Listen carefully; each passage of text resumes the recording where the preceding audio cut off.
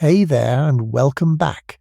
If the day has let go of you at last, and the lamps are low, and there is nobody left tonight who needs anything from you, then settle down and let me take you somewhere. We are going back 500 years this evening, to a brick house in Norfolk with the wind coming off the flat fields, and to 3 children growing up in the same rooms, taught by the same people, raised for the same purpose. 2 girls and a boy. They were clever, all 3 of them, and they were beautiful, and they were pushed, and they were loved in the particular way that families push and love a child they intend to make something of. And they went out from that house into the most dangerous court in Europe, and in 1 week in the May of 1 year, 2 of them were taken out and killed within 2 days of each other, and the whole enormous edifice their family had spent 4 generations building was gone by supper. But one of them lived. One of these 3 children died old, in her own bed, in a house in the country, with the man she had chosen asleep beside her, and she is the one whose blood is still walking around the world tonight, and she is the one they threw away. Her name was Mary Boleyn. Before we go back to Norfolk, let me say that if these slow journeys are a kind of rest for you, you are very welcome to follow along, so that the next of these evenings finds its way to you when you would like the company. And if you ever feel like telling me, I would love to know where in the world you are listening from tonight, and what the hour is where you are, whether it is rain on your window or snow, or simply the ordinary dark. You are always welcome to leave a word below, for I love reading them. There is something in the thought of 3 young people who have been dead for 5 centuries, 2 of them famous, and 1 of them forgotten, being sat with quietly tonight by so many people in so many far-off rooms. But nothing at all is asked of you now, only that you let the day slide off your shoulders and come back with me into Tudor England, into a nursery with a fire in it and 3 children on the floor. Picture this. It is early in the 1500s, and the house is Blickling, and it is built of that soft red Norfolk brick that goes the colour of a dying fire when the sun is low on it. The country round it is flat and open and enormous, and the wind comes across it out of the east with nothing in the way, and in winter it comes off the sea and it is unkind. Inside, in an upper chamber, the shutters are closed, and a fire has been banked high because the physicians of that century believed above all things that a birthing room should be hot and sealed. There are women in the room.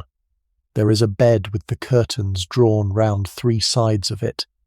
There is a smell of smoke and rosemary and wax. There is a woman in that bed who has done this before, and who has buried 2 of them, and everybody there knows the arithmetic, and nobody says it aloud. Let us begin with what came out of that chamber, and what it cost. 5 children were born to Thomas Boleyn and Elizabeth Howard, and 3 of them lived, and the 3 who lived are the reason we are here. The 2 who did not are almost entirely gone. Their names were Thomas, after their father, and Henry, and both of them died young, and we have no dates for either of them, and no ages, no causes. They are a pair of lines in a family pedigree and a brass in a Norfolk church and nothing else. But they were carried and they were born and they were wanted with the whole appetite of an ambitious family, and somewhere in the first years of that century, a woman in her 20s stood twice in a churchyard, while something very small went into the ground. And then she went home and had 3 more, and those 3 lived, and everything that follows tonight comes out of that fact. I begin here because the survival is the whole atmosphere of that childhood, and almost nobody ever mentions it.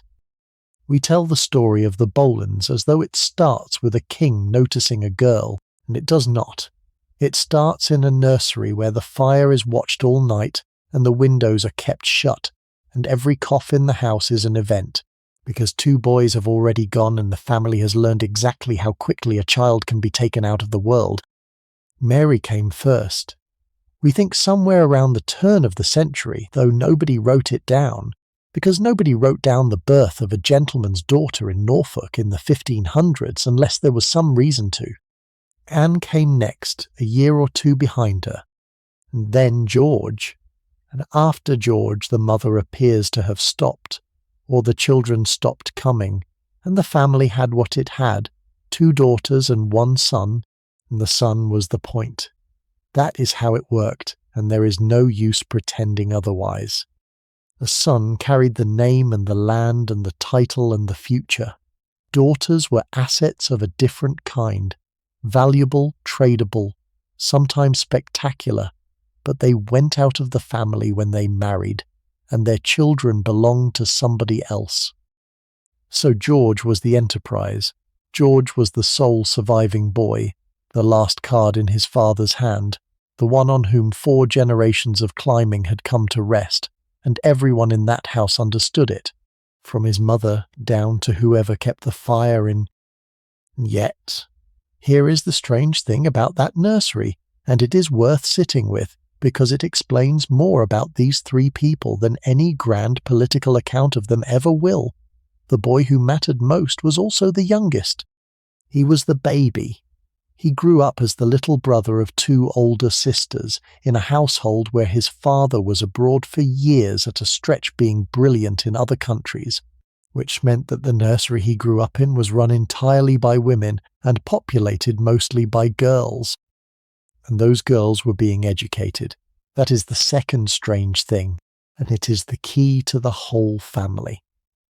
Thomas Boleyn had made a career out of languages and polish, and the ability to walk into a room in Brussels and be the most civilized man in it, and he had come to a conclusion that most English gentlemen of his generation would have found faintly ridiculous, which was that his daughters should be trained the same way, not to a smattering, not enough to read a psalter and sign a marriage settlement, trained, properly, at the highest level available in Europe, and then sent abroad to finish it. So the 3 children in that nursery were being fed the same food. French, Latin for the boy and enough of it to matter, music, verse, dancing, the whole apparatus, and underneath it, a habit of mind. That you got on in this world by being quicker and more polished than the person across the table from you. That was the family religion long before any of them read a word of Reformed theology. Now, 3 children, 1 education, and they came out different. Anne came out sharpest. Everybody agrees on that, friends and enemies both, and the agreement is unanimous across 40 years of hostile witnesses. She had the fastest tongue in England, a memory like a trap, an instinct for exactly which line would land, and a complete inability to leave it unsaid. George came out very nearly the same quickness, same taste for the clever answer over the safe one, same pride, and the 2 of them, when they eventually found each other as adults, recognized one another so instantly and so completely that the court remarked on it for the next 14 years. Mary came out kind. That is the polite word, and I want to be careful with it, because it has been used to bury her. The tradition has decided that Mary Boleyn was the stupid one, the pretty one, the soft one, the Boleyn who was not clever enough to be dangerous, who did what she was told, who let a king have her, and then a second king have her, and then drifted off into obscurity, while her brilliant sister climbed a throne. That is the version. It is in the histories and it is in the novels, and the novels have been particularly unkind, because a family of 3 needs a foil, and Mary was standing there. And I want to tell you now, at the very start, before we have gone anywhere, that it is not true, and that by the end of this evening, I think you will find you agree with me. Because look at how it ended. Look at the actual scoreboard. The sharp one was beheaded at 35. The proud one was beheaded at 32. Their father, the cleverest man in England, died 2 years later with nothing left, having sat on the commission that condemned his own son's friends. Their mother died of grief in all but name. The family's entire enterprise, 4 generations of it, was swept off the board inside 3 years by exactly the qualities they had been so proud of.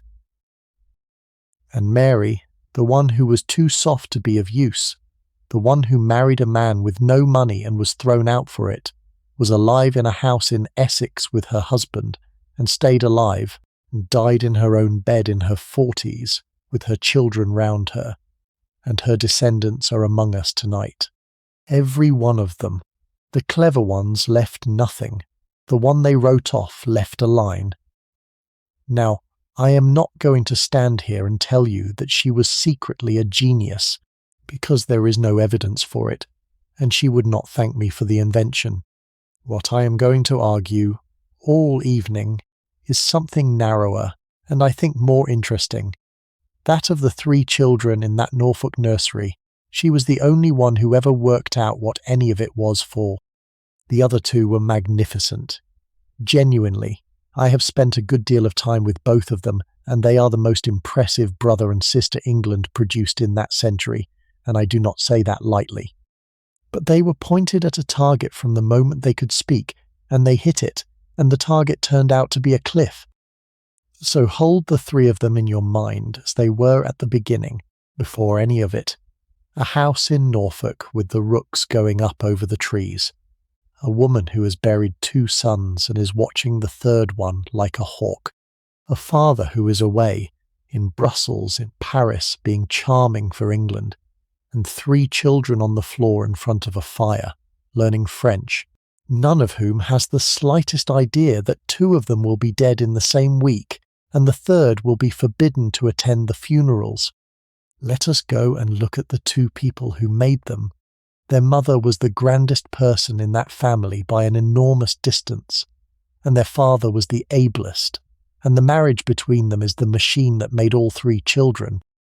Start with her, because everybody starts with him, and she is the one who gets forgotten. Her name was Elizabeth Howard, and she was born around 1480, and her father was Thomas Howard, who would end his life as the 2nd Duke of Norfolk, and who would, at the age of 70, take an army up into the north and destroy the Scots at Flodden Field and kill their king in the wreck of it. Her brother would be the 3rd Duke, and would live to sit in judgment on his own nephew and pass the sentence of death on him. Her family were the first noble house in England. There was royal blood in them, and Plantagenet blood behind that, and a long institutional memory of both. So when you hear the Boleyns called upstarts, and you will hear it, because their enemies said it constantly, and the insult has outlived every one of them, hold this fact against it. Those children were the grandchildren of a duke. On their mother's side, they were as well born as almost anybody in England. Half of what they were came straight out of the oldest and proudest blood in the country, and the other half came out of trade, and their enemies never let them forget that either.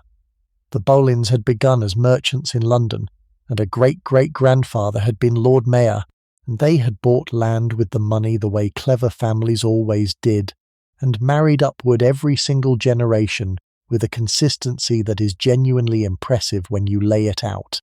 4 generations of climbing, each marriage a rung, and then Thomas Boleyn married a Howard, and the climb was essentially complete, and the only thing left above them was the crown itself, which is a sentence you can only write with hindsight, and which nobody in 1505 would have said aloud without laughing.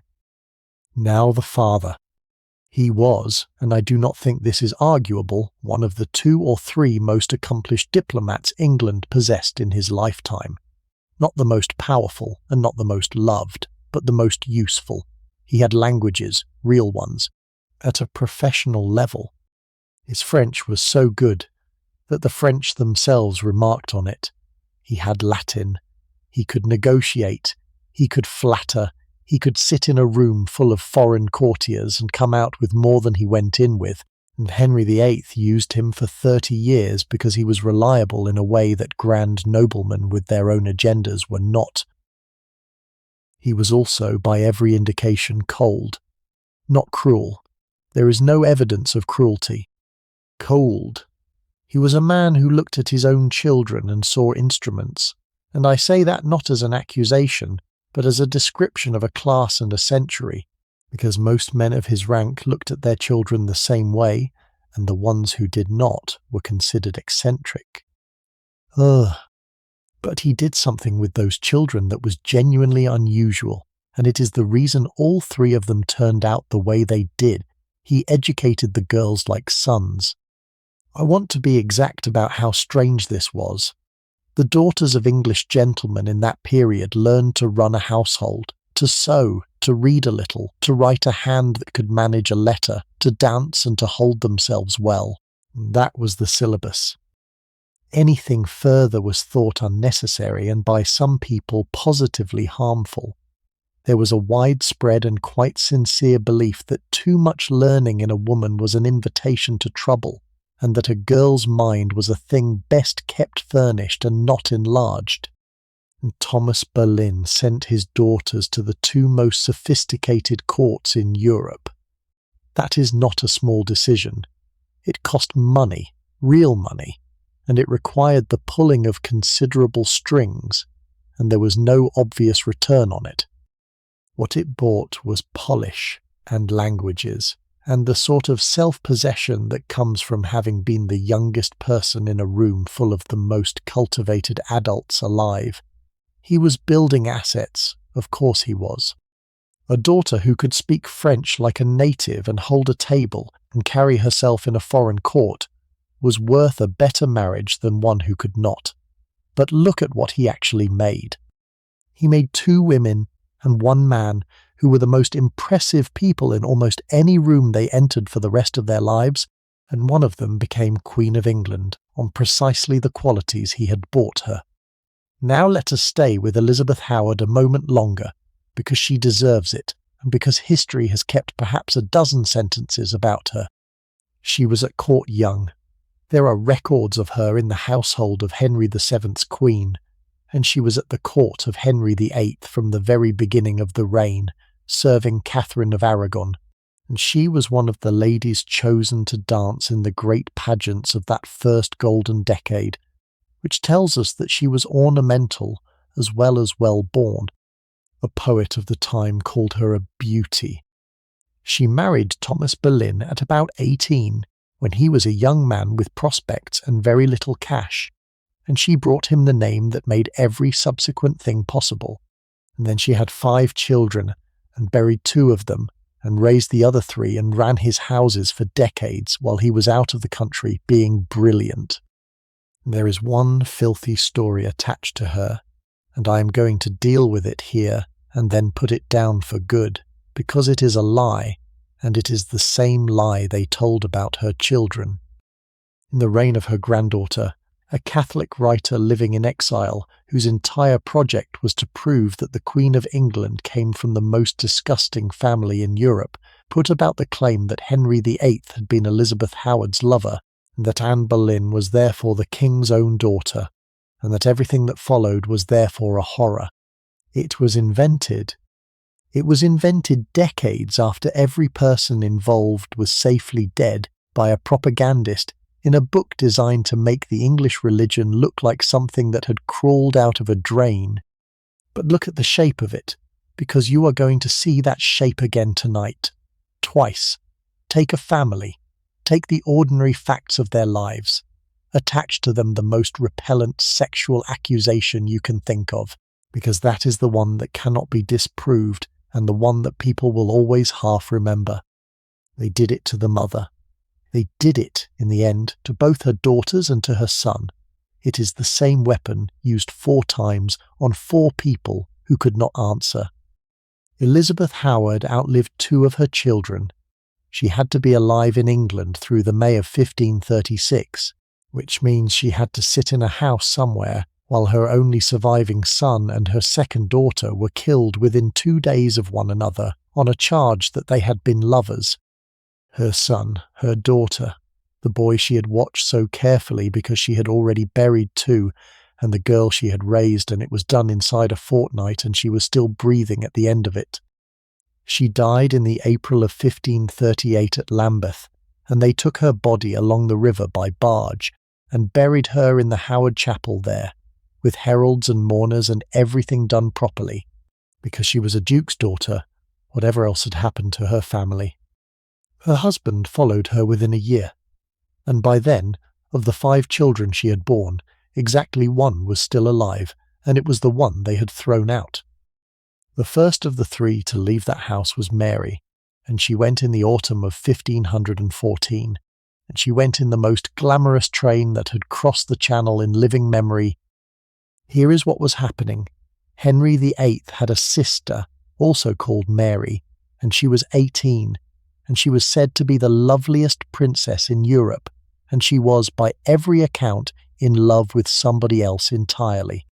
And her brother married her to the King of France, who was 52, gouty, worn out, and looked it. It was a treaty in the shape of a wedding, which most royal weddings were. She went, because she was a Tudor, and she had been raised to go, and she extracted from her brother, before she got on the ship, a promise that if the old king died, she could choose the next husband herself, and he gave it. And she took him at his word in a way that would horrify him a few months later. But that is another evening. What matters tonight is that a princess of England going to France needed a household. Ladies, maids, gentlewomen, the whole apparatus of attendants, and every ambitious family in England was shoving its daughters at the list. Places in that train were fought over. They were worth a fortune in future prospects, because a girl who had served in France came home with the accent and the manners and the sheen, and there was nothing an English marriage market valued more highly. Thomas Boleyn got both his daughters onto it, or near enough. Mary went with the princess. Anne, who was already abroad in the Low Countries, was fetched over to France to be part of it as well, which took some doing and some letters and a certain amount of paternal nerve. So in that autumn, both his girls were placed in the French royal household at a stroke, and he must have thought, with justice, that he had done rather well. This is Mary's first appearance in the historical record as an adult. She is about 14 or 15. She gets on a ship at Dover in an October gale with the princess and a small army of ladies, and the crossing was appalling, genuinely dangerous. The fleet scattered, one ship lost, the princess put ashore in the shallows and carried up the beach in somebody's arms. That was the beginning of her adult life, soaked, frightened, 15, on a beach in Normandy. The marriage lasted 82 days. The old king died on the 1st of January, worn out, the French said, by his young wife, which was the sort of joke that Century found irresistible and repeated for 200 years. The English household was broken up almost at once, as they always were, and most of the ladies were shipped home. Anne stayed. That is the fork in the road for these 2 sisters, and it happens right here, in the first weeks of 15, and nobody in the family would have thought it mattered at all. Annie was transferred into the household of the new French queen, Claude, and she stayed in France for another 7 years, absorbing everything, and she came home eventually as the most sophisticated woman in England. Mary came back to England, and something happened, and we do not know what. Here is where the mud begins, and I am going to be very careful with it, because this is the point in her life where the story turns nasty and the evidence is thin as a wafer. Later, years later, a claim went round that Mary had been the mistress of the King of France.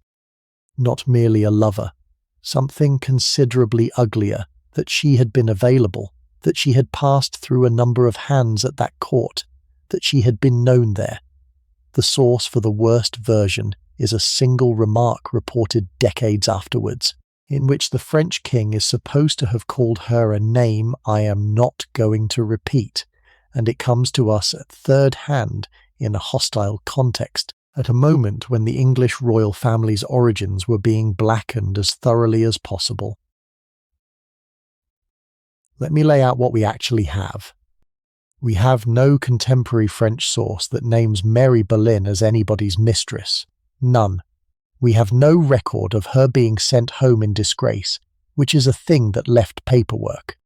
What we have is a reputation that appears long afterwards in the mouths of people with an obvious motive, at a time when every woman in that family was being retrospectively turned into a monster. And I would ask you to notice the pattern, because we have already seen it once tonight, and we will see it again. The mother was accused of sleeping with a king to explain her daughter. The daughter was accused of sleeping with her brother to explain her death. And the eldest sister, who left almost nothing behind her, has been handed down as the family's loose one, the used one, the one who went through France and came home spoiled. 4 generations of Boleyn women, and every single one of them has been reduced by people who never met them to what somebody said about their bodies. Could it be true? Of course it could. She was a young girl in the most sexually knowing court in Europe, and that court chewed up girls exactly like her as a matter of routine, and if something did happen to her at 15 in France, the modern word for it would not be scandal, it would be something else, and the fault would not have been hers. That is the thing that never gets said. In every telling of that girl's youth, the 15-year-old is the guilty party. What we do know is that she came home, and that her family did not treat her as damaged goods, which is itself a piece of evidence and a rather good one. Within a couple of years she was placed at the English court, in the household of Catherine of Aragon, and in the February of 1520 she was married, and married respectably in the presence of the king himself. Her husband was William Carey. He was a gentleman of the Privy Chamber, well-born, well-connected, distantly royal in that way half the court was, a rising man with the king's ear and the king's affection. It was a good match. It was, in fact, a better match than a merchant's great-granddaughter with no money of her own had any particular right to expect, and the king came to the wedding and gave an offering, and that tells you where the Boleyns stood in 1520, and it tells you that nobody at that court thought there was anything wrong with the bride. So there she is, 20 or so married at court, respectable, the eldest of 3. Her brother is 16 and carrying a cup at the king's table. The family is doing beautifully, and there is not the smallest cloud anywhere on it. And if you had stopped Thomas Boleyn in a corridor that spring and told him that this daughter was going to be the only one of his children to see 40, he would have thought you were being tiresome. And her sister was still in France, and had been for years, and was being turned into something the English court had never seen before. That is where we are going next. Anne Boleyn left England as a child and did not come back for something like 10 years, and the person who returned was not English in any way that the English court recognised. She went first to the Low Countries, and she went there because her father asked for her to be taken, and the woman who took her was Margaret of Austria. And I want to spend a moment on Margaret, because she is one of the most extraordinary people of that century, and almost nobody in this country has heard of her. She was the daughter of an emperor and the aunt of another one, and she governed the Netherlands herself in her own hands for the best part of 30 years. She had been married 3 times and widowed 3 times, and she had decided after the 3rd that she was finished with the institution and would run a country instead, and she did it superbly. Her court at Mechelen was one of the intellectual centres of Europe. She collected paintings. She had works by the finest Flemish masters on her walls, at a time when the English aristocracy was mostly buying tapestry by the yard. She wrote poetry. She kept musicians and scholars. Erasmus knew her. She had a library, a real one, and she read it. And she took a small English girl of about 12 into her household as one of a handful of maids of honour, and she wrote to that girl's father about her, and the letter survives, and it is a remarkable little document. Margaret says that the child is so bright and so pleasant for her age that she is more obliged to her father for sending her than he is to Margaret for receiving her. That is a ruler of the Netherlands writing to a middling English diplomat about his 12-year-old daughter, and what she is saying, in the courteous formula of the age, is this one is exceptional. Sit with that. Everything you know about Anne Boleyn arrives with the king attached. The first appearance of her in the record of the world has nothing to do with any man at all.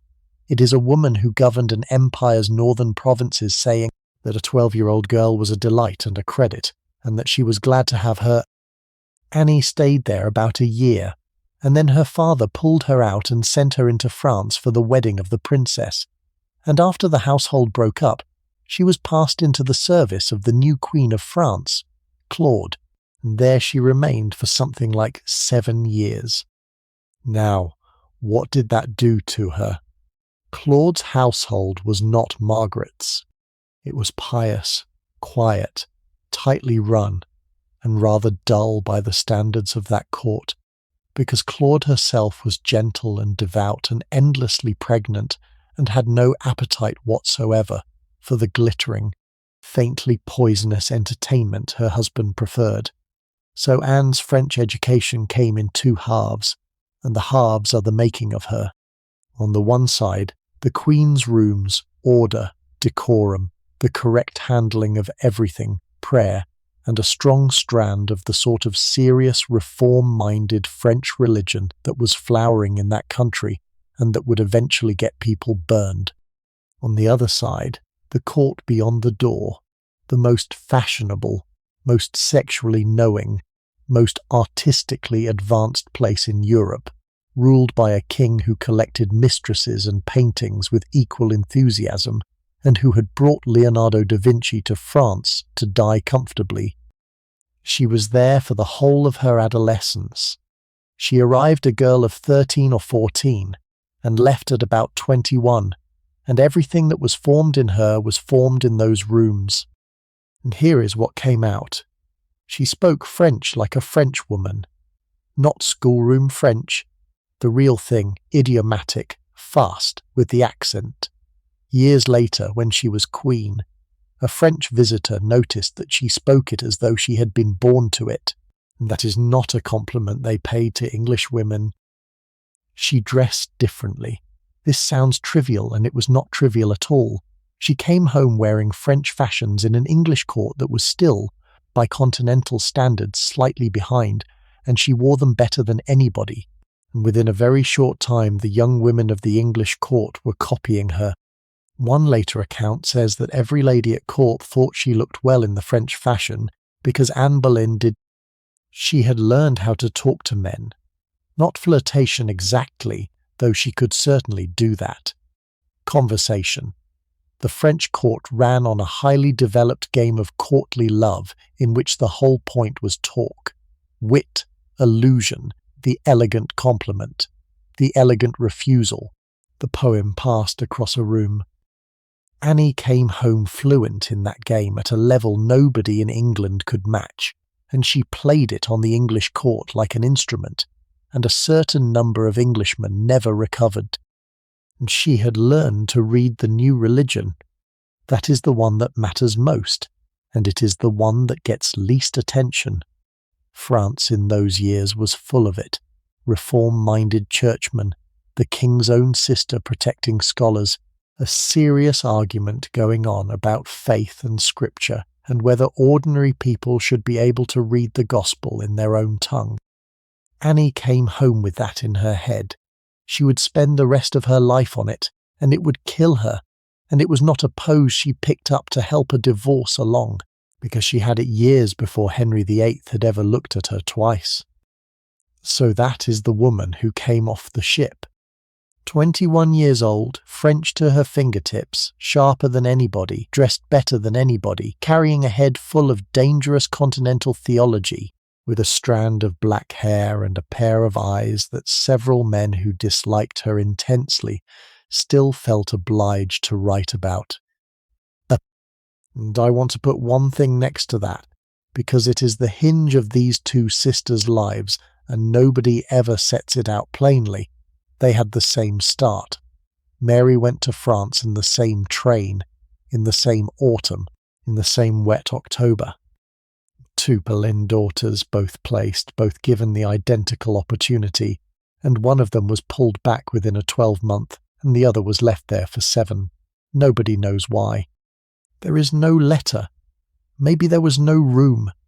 Maybe Thomas Boleyn calculated that one polished daughter was enough, and the elder could be married off usefully now, while the younger was the better bet for the long game.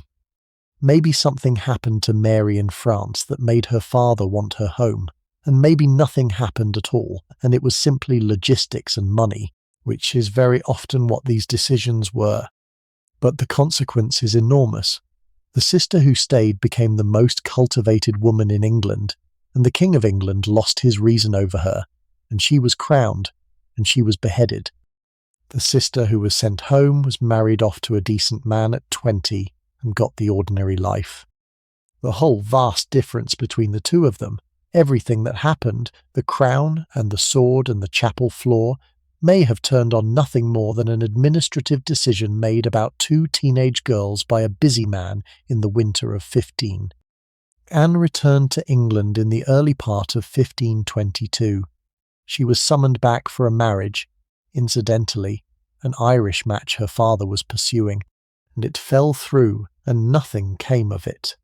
And within weeks she was in a room with a green castle in it, standing beside both her brother and her sister, and the English court got its first look at what a decade in France had produced. But before we get to that room, we should go and collect her brother, because while his sisters were being finished abroad, the boy had been sent somewhere rather more dangerous, and he had been living there since he was 10 years old. George Boleyn went to the court of Henry VIII at about the age of 10, and he never left it, and it killed him. That is the shape of his whole life, and you may as well have it now.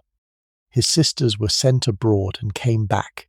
He was put into a palace up the road and stayed there for 22 years, and every single thing that happened to him for the rest of his existence happened inside that one building or in the service of the man who owned it.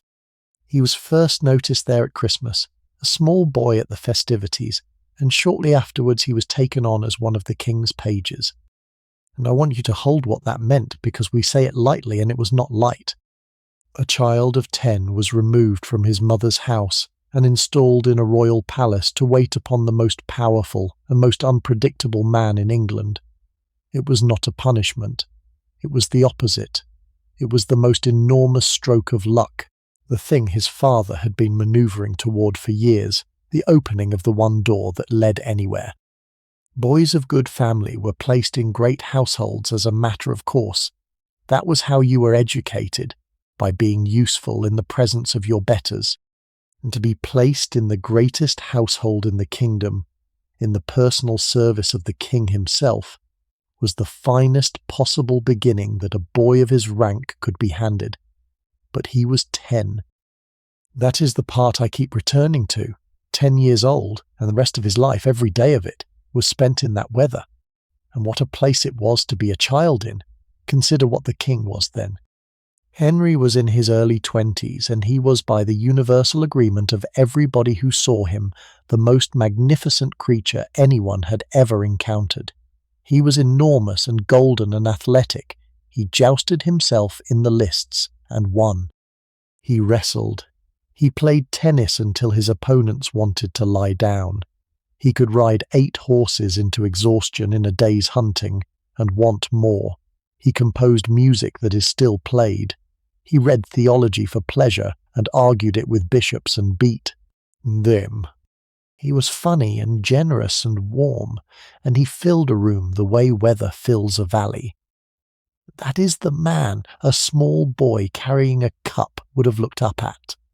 Not the wreck of the later years, vast and ulcerated and killing people out of theological rage, but the golden prince of the early reign, when the whole court was young together and nobody had died yet.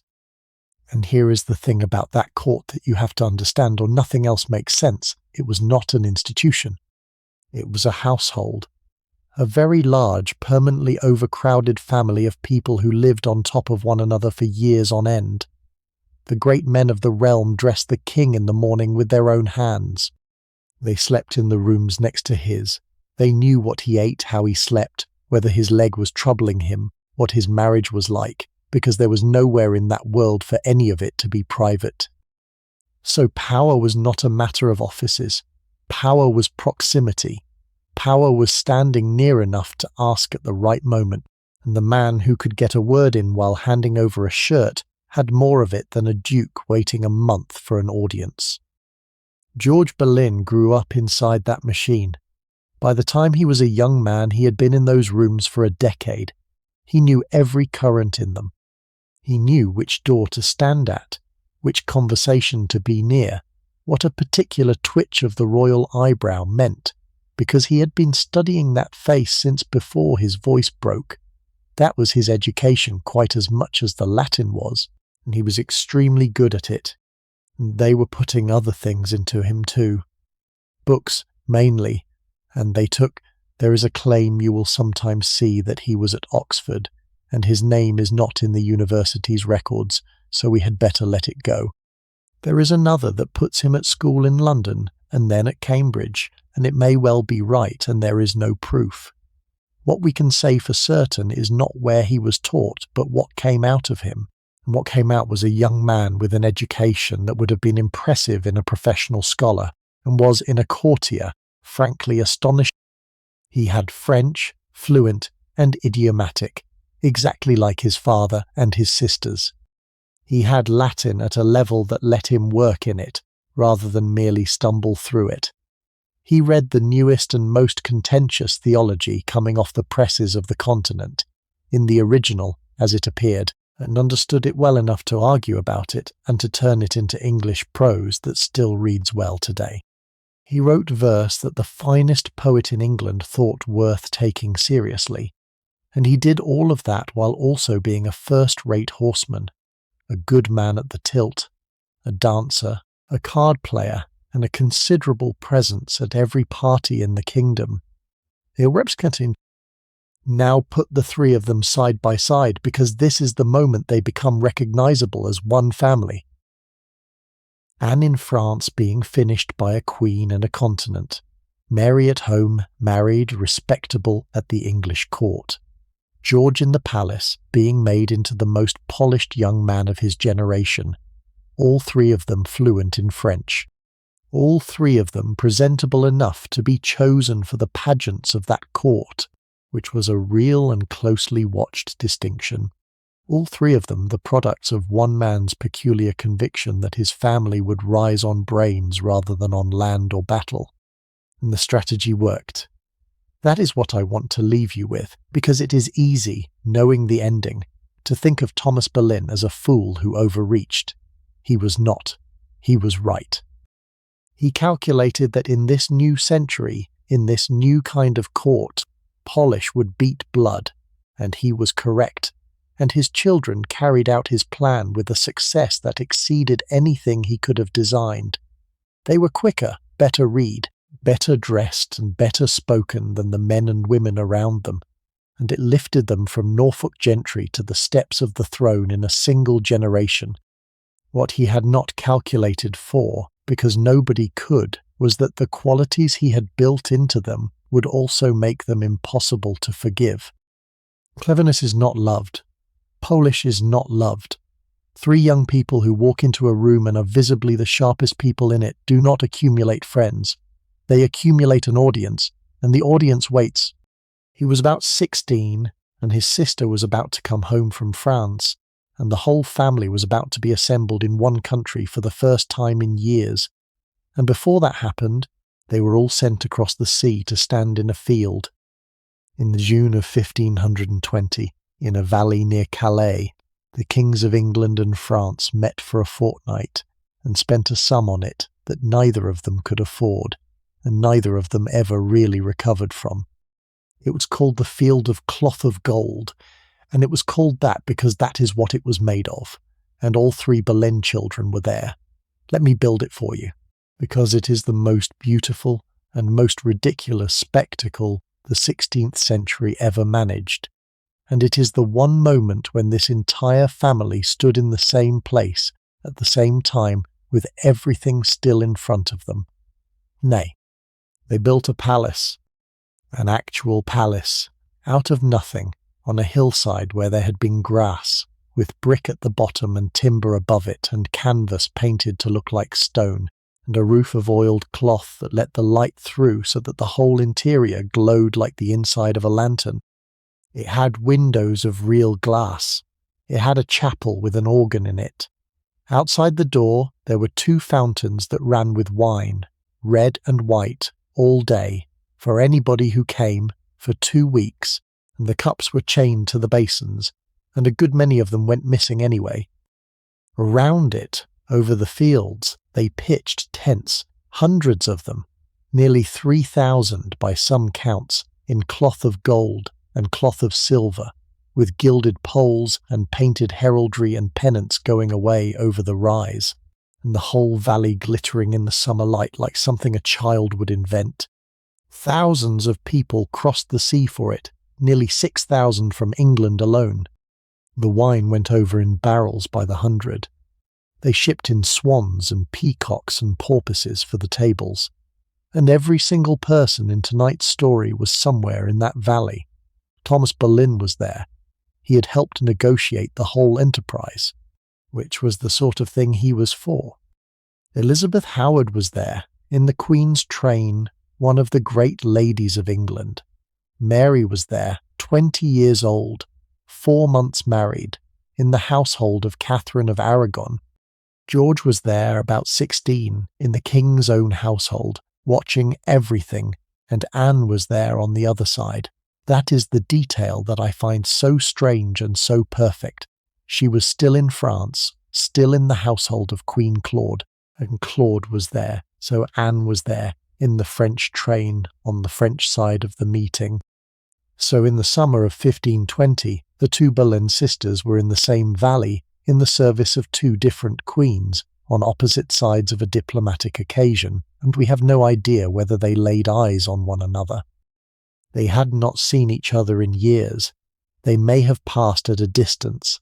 They may have sat in the same tent.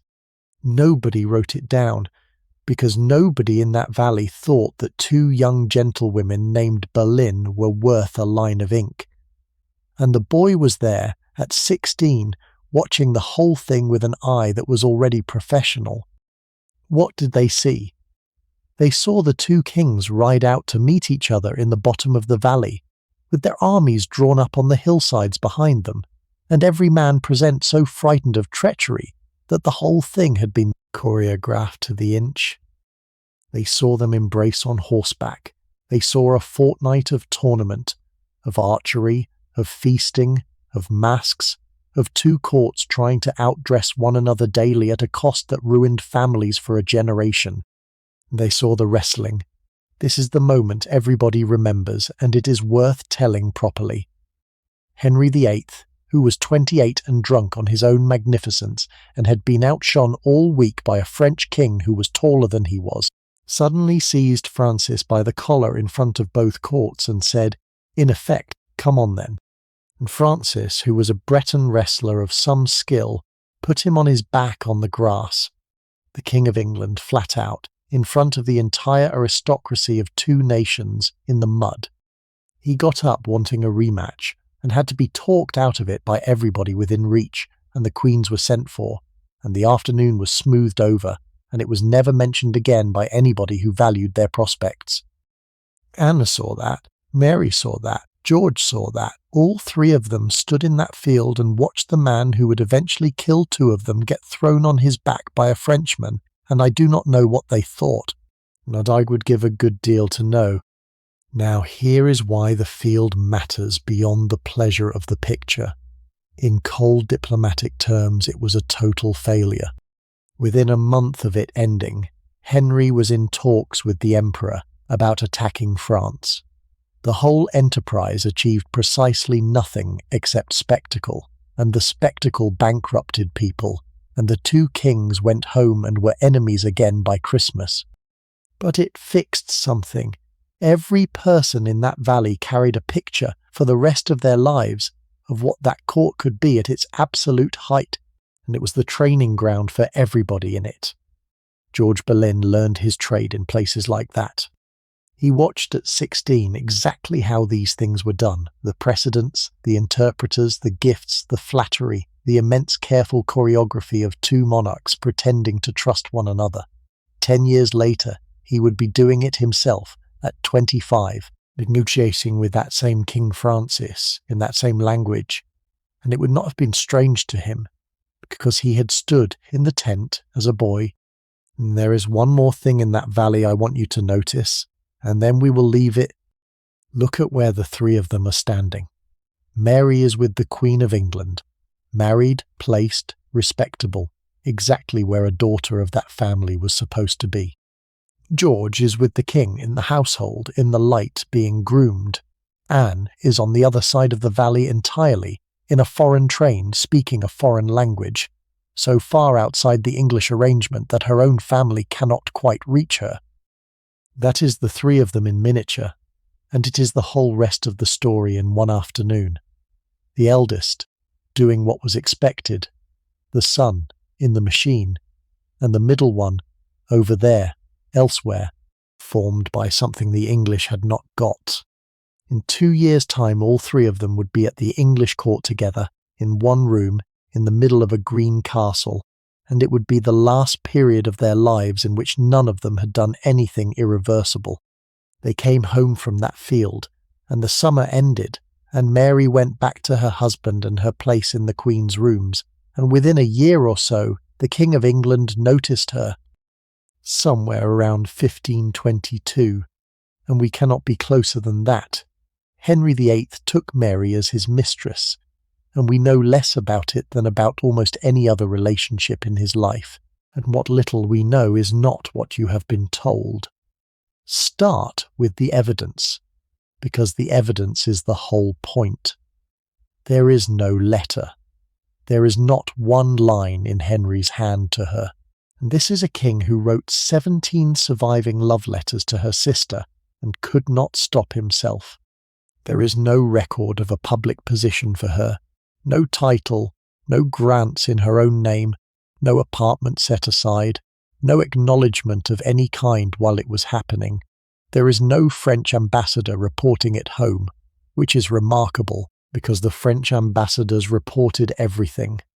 There is no gossip that we can date to the years in question. There is nothing. What we have is this. Long afterwards, when Henry wanted to marry Anne, he had to apply to Rome for a dispensation because he had slept with Anne's sister, and that created an impediment in canon law exactly as real as the one he was trying to escape from with Catherine. He asked for it. It was granted. That document is the proof, and it is essentially the only proof, and it is conclusive. He would not have applied for a dispensation to cover a thing that had not happened. Later, cornered in an argument, he admitted it aloud, and a bishop asked him about the mother as well, and he said no, never the mother, which is a horrible little exchange, and it survives, and that is the sum of it. The most famous royal affair in English popular history rests on a piece of paperwork requesting permission for a different marriage. So what was it actually like? Nothing like the version you know. Forget the mistress of the French model. The acknowledged favourite installed in her own rooms, with her own household and her own diamonds, and a recognised place in the order of things. That was France. Frances had a chief mistress, and everybody knew her name, and she was practically an office of state. Henry did not do that. Henry was, in this one narrow respect, extremely discreet, and rather ashamed, and possibly not very interested. He was a man of enormous appetite for the chase, and one suspects a rather cooler appetite for what came after, and he seems to have wanted these things kept quiet and tidy, and out of the way of his conscience, which was the loudest organ he possessed. So Mary was not a great lady of the court with a diamond and a title. She was a married woman in the Queen's rooms who was from time to time wanted and went and came back and served her mistress the next morning as though nothing had occurred.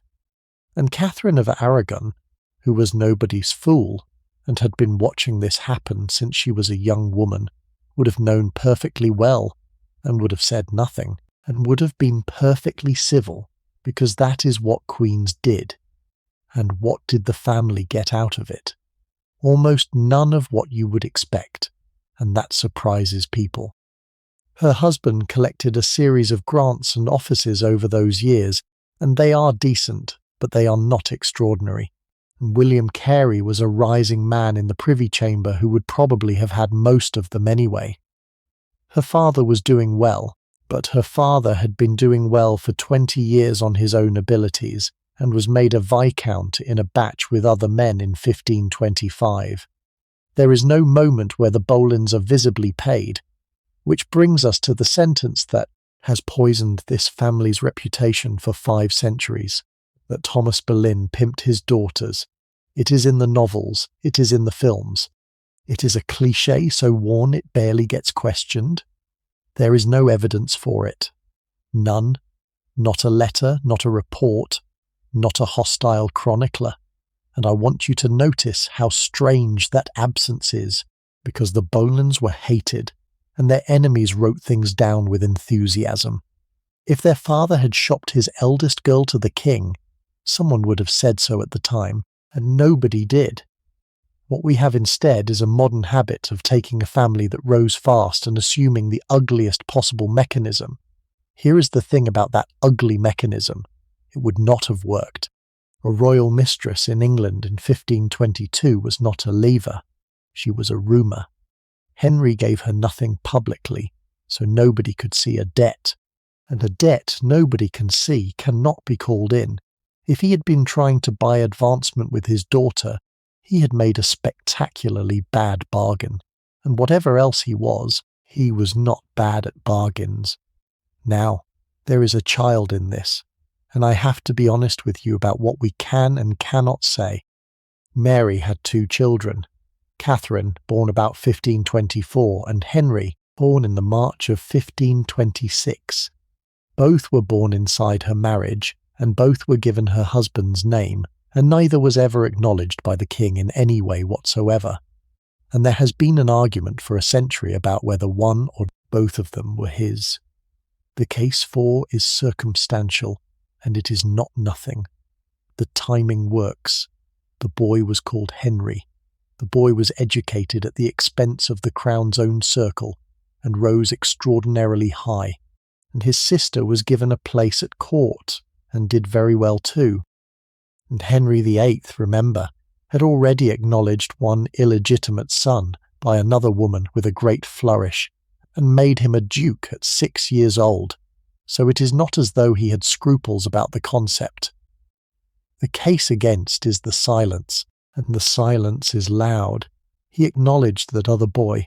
He wanted sons so badly that the entire history of this country was rearranged by that want. If Henry VIII had believed that her son was his, in a decade when he was desperate for a boy, the notion that he would have kept it to himself out of tact is hard to sustain. And there is a nastier consideration underneath it. Some years after this, when Henry wanted to marry Anne, an acknowledged child by Anne's own sister, would have been a public catastrophe for the marriage he was fighting Europe to obtain. Silence was worth a great deal to him. We do not know, we will never know, and I find I do not much mind, because the interesting thing about those 2 children is not their paternity. It is that they lived. Catherine Carey and Henry Carey both survived to adulthood, both married, both had families, and both prospered enormously in the reign of their cousin. And Catherine had, in the end, an extraordinary number of descendants, and they married outward and outward across the aristocracy, and out of it generation after generation until they were everywhere. So when I said at the start of the evening that Mary Boleyn is the one whose blood is walking about tonight, this is where it comes from, not from a throne. From 2 children born in a marriage to a decent man, in the ordinary way, and raised, and kept alive. And here is the sentence I want to leave you with before we move on, because everything about how this family is remembered is contained in it. Anne Boleyn changed England. She really did. The country you are sitting in tonight has her fingerprints on its institutions, and her blood ran out inside 70 years in one childless bedchamber and stopped. Mary Boleyn changed nothing at all, and her line has not stopped. And it is not going to now.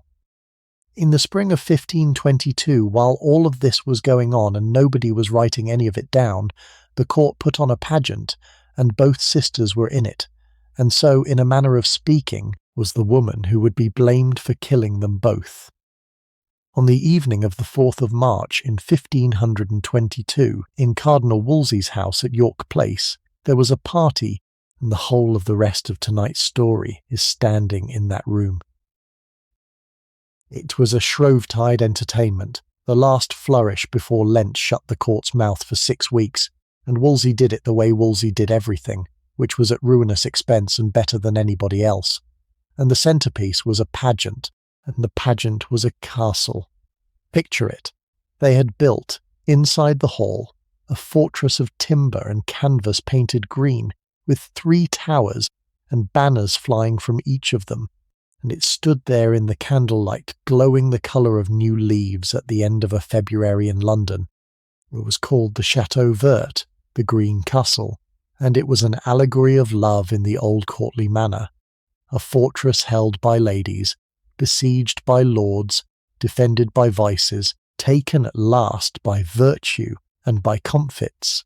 8 ladies were placed in the towers, and each of them carried the name of a virtue embroidered on her, and they were the 8 most ornamental young women at the English court. Below them, holding the lower part of the castle, were more women dressed as the vices that keep a lady from love: disdain, jealousy, scorn, unkindness, and their sisters, and they were played by boys of the chapel choir, which I have always found delicious. And the 8 in the towers were these: the king's own sister, Mary Tudor, Dowager Queen of France, the loveliest woman in England, and everybody said so, and she was beauty, then honour and bounty, mercy, pity. And kindness was Mary Boleyn, and perseverance was Anne Boleyn, and constancy was Jane Parker. Now let that sit for a moment, because I do not think there is another 5 seconds in the 16th century quite like it. The 2 Boleyn sisters are in the same castle, in silk and cypress lawn, with their virtues stitched on them. Anne is 21 and has been home from France for a matter of weeks, and this is very likely the first time the English court has properly looked at her. Mary is a year or 2 older, married, and is at that moment, or is about to be, the king's mistress, and she is playing kindness. Their brother is in the hall 18 years old watching, and he may well have been one of the lords who stormed the castle. Their father is somewhere in the room. The king is in the room, in disguise, in one of the 8 masking costumes, because he always was, and everybody always pretended not to know, and he loved that game so much that it never once got old for him in 30 years. And in the tower with the 2 sisters, wearing the word constancy, is the girl who will marry their brother, and who will be blamed for 5 centuries for helping to kill them. There is no possible way to invent that. If you put it in a story, you would be laughed at for it. And what makes it unbearable, and what makes me want you to hold on to it as we go, is that on that night in March, all 4 of those young women were simply having a lovely evening. It was a party. There was dancing afterwards, and it went on late, and Lent started the next morning, and every one of them went home and thought no more about it. Now let me tell you what actually happened in that castle, because the pageant itself is a small marvel. The lords came in, masked, 8 of them, in cloth of gold and blue satin, with names of their own: amorous nobleness, youth, devotion, loyalty, pleasure, gentleness, liberty. They approached the castle. The vices in the lower story pelted them with rosewater and comfits, sugared fruit, little sweets, which the ladies in the towers threw down as ammunition, and the lords threw dates and oranges back up. And there was an artillery of confectionery going both ways across a hall in front of the entire English court, while a band played. And then the fortress fell, as it always did in these things, and the ladies came down, and each lord took a lady out to dance, and they danced, and then they unmasked, and everybody was astonished, and the king was revealed, and everybody was astonished at that too, having been astonished at it 100 times before. There is a French account that says Anne Boleyn danced that night, and it is the earliest thing anybody wrote about her presence at that court. I have gone slowly through that evening because I want you to see the shape of it against everything that comes after, and because these three siblings are never again all in one room in a state of innocence. Not once. From here on, every time all three of them are in the same place, something is happening. A coronation, a crisis, a summons, a trial. This is the last untroubled party of their lives, and they did not know it, because you never do. But I want to add one more thing, and then we will go on, because it changes how the evening reads. The virtues in that castle were assigned. Somebody, probably Wolsey's people, decided which girl carried which word, and there is no reason on earth to think they meant anything by it beyond what fitted the metre and the costume. And yet, perseverance. Of all the words in the language, they hung perseverance on Anne Boleyn at 21, 6 years before she began a siege of her own that lasted 7 years and cracked England in half. She persevered. It is the single most accurate word anybody ever used about her, and it was chosen for her by a pageant master who wanted a 2-syllable virtue for a girl in a tower. Kindness on Mary, who would be cast out by her whole family for marrying a man she loved, and who forgave them anyway, and whose kindness is the only reason there is anybody left. And constancy on Jane Parker. She stayed with George Boleyn to the very end. When he was in the Tower, and everybody else in England had let go of him, his wife got a message into him that she would go to the king and beg for him, and he thanked her aloud in front of his gaoler. That is on the record, and it is in a letter written while it was happening. 3 young women in a green castle. Perseverance. Kindness. Constancy. All 3 of them came true, and every one of them came true in the worst possible way, and by the summer of 1536, 2 of those women were dead, and the third had 6 years to live. Anyway, it was a good party, and afterwards, at some point in that spring, a young woman just home from France and a young man in the king's household, who had not seen each other properly since they were children, found each other again. Anne and George Boleyn had not lived under the same roof since they were children. She had gone abroad at about 12 and come back at 21. He had been in a palace since he was 10. They met again as adults, strangers with the same blood. And what happened next is the most striking thing about either of them. They recognized each other. I do not mean sentimentally. I mean that 2 people who had been separated for a decade discovered, in a matter of weeks, that they were essentially the same person twice, and they became inseparable, and the court noticed it immediately, and went on noticing it for 14 years, and in the end it was used to kill them both. Look at what they had. Both of them spoke French like natives. Both had spent their formative years in the orbit of the French court and had come out of it with the identical taste in poetry, in music, in argument, in the newest and most dangerous books. Both were quick in the same way, which is a rarer thing than it sounds. Not merely clever, but fast. The sort of fast that produces the perfect answer before the person opposite has finished the sentence. Both had the same fatal appetite for saying it, and both had the same pride, which was the family disease. They read together. That is documented, and it is not a small detail. It is the centre of them. 2 of the volumes he had made for her are still in existence, and we will come to them before the evening is out. What matters here is the habit. A brother and a sister who spent 14 years pushing dangerous books across a table at each other and arguing about what was in them. That is the relationship. 2 people passing books to each other. They were the reformist wing of the English court, in a way that nobody else in that family was. Their father, whatever his private convictions, was a diplomat first, and was never going to risk anything for a doctrine. His children risked everything for it, and there was a poetry circle round them. That has to be said, because it explains what the court saw. In the Queen's chamber and the rooms off it, there was a floating, permanent, semi-private game going on, in which men wrote verse and women answered it, and songs were traded, and manuscript books passed hand to hand with poems copied into them by whoever had the book that afternoon. Wyatt was taken too and watched from a window and somehow lived. That is what a poetry circle cost at that court. Now, where is Mary in this? Outside it, and this is where the three of them separate for good, and it is worth being precise about how she is at court. She is in the Queen's rooms with them. She is at the parties. She is in the same castle, in the same pageant. She is physically present for all of it, but she is not in the circle. Nobody records her wit.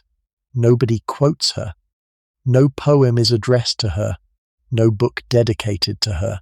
Nobody trades a verse with her across a chamber. In 14 years of court records in which her brother and her sister are constantly, exhaustingly visible, Mary appears when there is a list of ladies and disappears the moment the list ends. And the tradition has read that silence as stupidity. I read it as something else. Because look at what she did instead. While the other two were being brilliant at the very heart of the most dangerous room in Europe, the eldest sister was married and had 2 children and served the Queen and kept her mouth shut and made no enemies. There is not a single record of anybody at that court disliking her. Think about how extraordinary that is in a family whose defining characteristic was that everybody hated them. Anne was hated, passionately, by half of Europe. George was hated too, and by people who never even met him, because he was young and he was quick and he was up, and there is nothing an old court hates like a young man who is up. Mary in the same rooms for the same years with the same name made no enemies at all. That is not stupidity. That is a completely different theory of how to survive a court, and hers was correct, and theirs was not, and the record is right there. But I have to be fair to the other two, and I want to be, because I love them, and I think you will as well by the end. Anne and George were not being reckless for the fun of it. They believed something. They believed that Scripture should be in English, and that the Church needed cleansing, and that the Gospel had been kept from ordinary people by men with an interest in keeping it from them, and they believed it at a time when believing it out loud was a capital matter. They were not decorative. They were dangerous, and they knew it. And they went on anyway. And they had each other. That is what I keep coming back to when I sit with the two of them. In a court where nobody could be trusted, where every man in the room was somebody's client, and every letter was read, those two had one person each who was completely and permanently on their side. She could say anything to him. He could say anything to her. For 14 years, in the middle of that pit, each of them had exactly one safe person, and that is the thing they took away from them at the end. Not their lives. They took those too, but they took the closeness first and turned it inside out and put it in an indictment. Everybody at that court had watched the Boleyn brother and sister with their heads together for 14 years, laughing at something nobody else had got yet. Everybody had seen him go into her chamber and stay, and everybody had seen the books pass between them. And when the time came, that 14 years of watching was written down and called evidence. I will get to that. It is a long way off, and there is a crown to put on first, and a great deal of joy to come before any of it goes wrong. Because in the spring of 1526, or thereabouts, the King of England began to write letters to Anne Boleyn, and the family that had spent 4 generations climbing found that the whole ladder had suddenly turned into something else. The king fell in love with Anne Boleyn somewhere around 1526, and nothing in the family's life was ever ordinary again. And the first thing to understand about it is that nobody wanted it. Not Anne, not her father, not, in the beginning, anybody at all. And that is the exact opposite of the story you have been given. Consider her position. She was in her middle 20s, a gentlewoman in the Queen's household, well born on her mother's side, well polished, with no fortune of her own. Her career, and it was a career, was to marry well. In that same period, she had already had one match with an Irish nobleman collapse, and she had tried to make her own arrangement with a young man of the Percy family, the heir to the earldom of Northumberland, and it had been crushed. That episode is worth a moment because it tells you what she was up against. She and Henry Percy came to an understanding, and they may have been formally contracted, and it was destroyed by Cardinal Wolsey on the king's authority, and Percy was hauled in front of his own father, and humiliated, and married off elsewhere, and drank himself into an early grave. A gentleman of Wolsey's household wrote it up years afterwards, and in his telling Anne left that room in a fury, and swore that if it ever lay in her power, she would do the cardinal a displeasure. She did. Eventually she really did.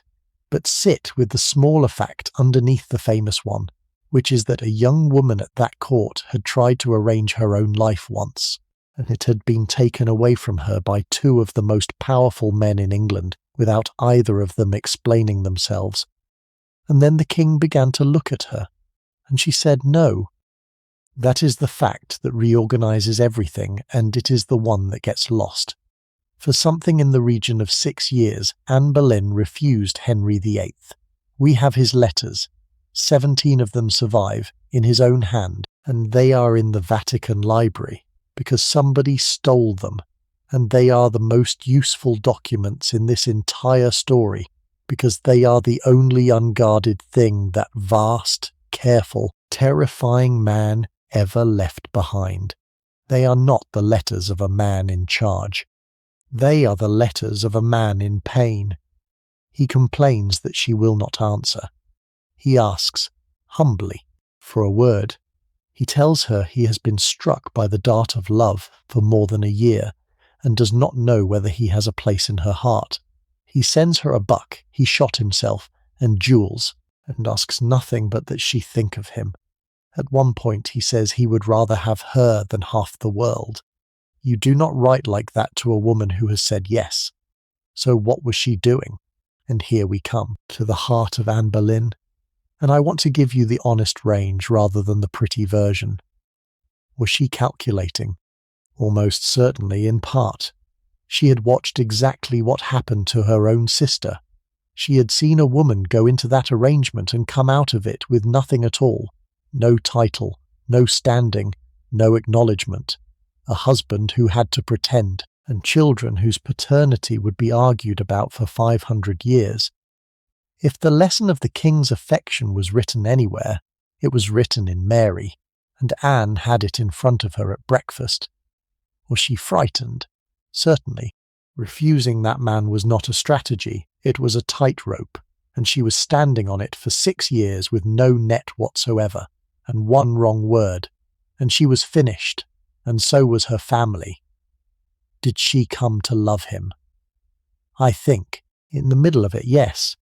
There is a letter of hers that survives, and it is not calculating, it is warm.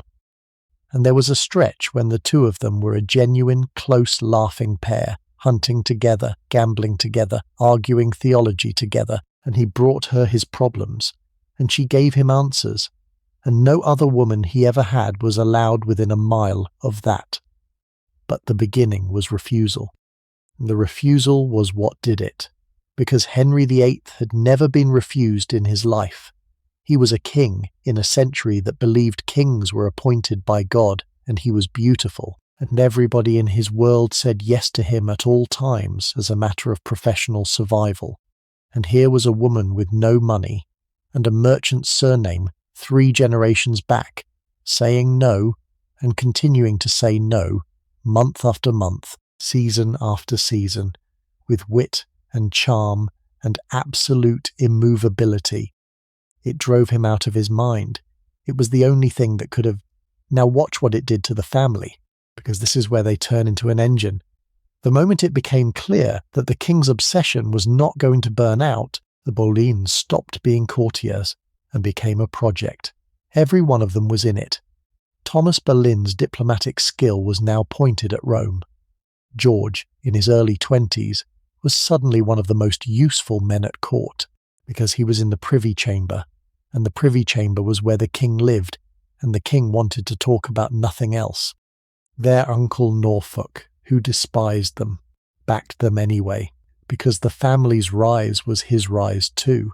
Even their mother's grand relations, who had spent 20 years being faintly amused by the merchant's great-grandchildren, came in, and the whole apparatus turned into a machine with exactly one purpose, which was to get a wedding out of Rome, and nicked round away at that purpose for the better part of a decade.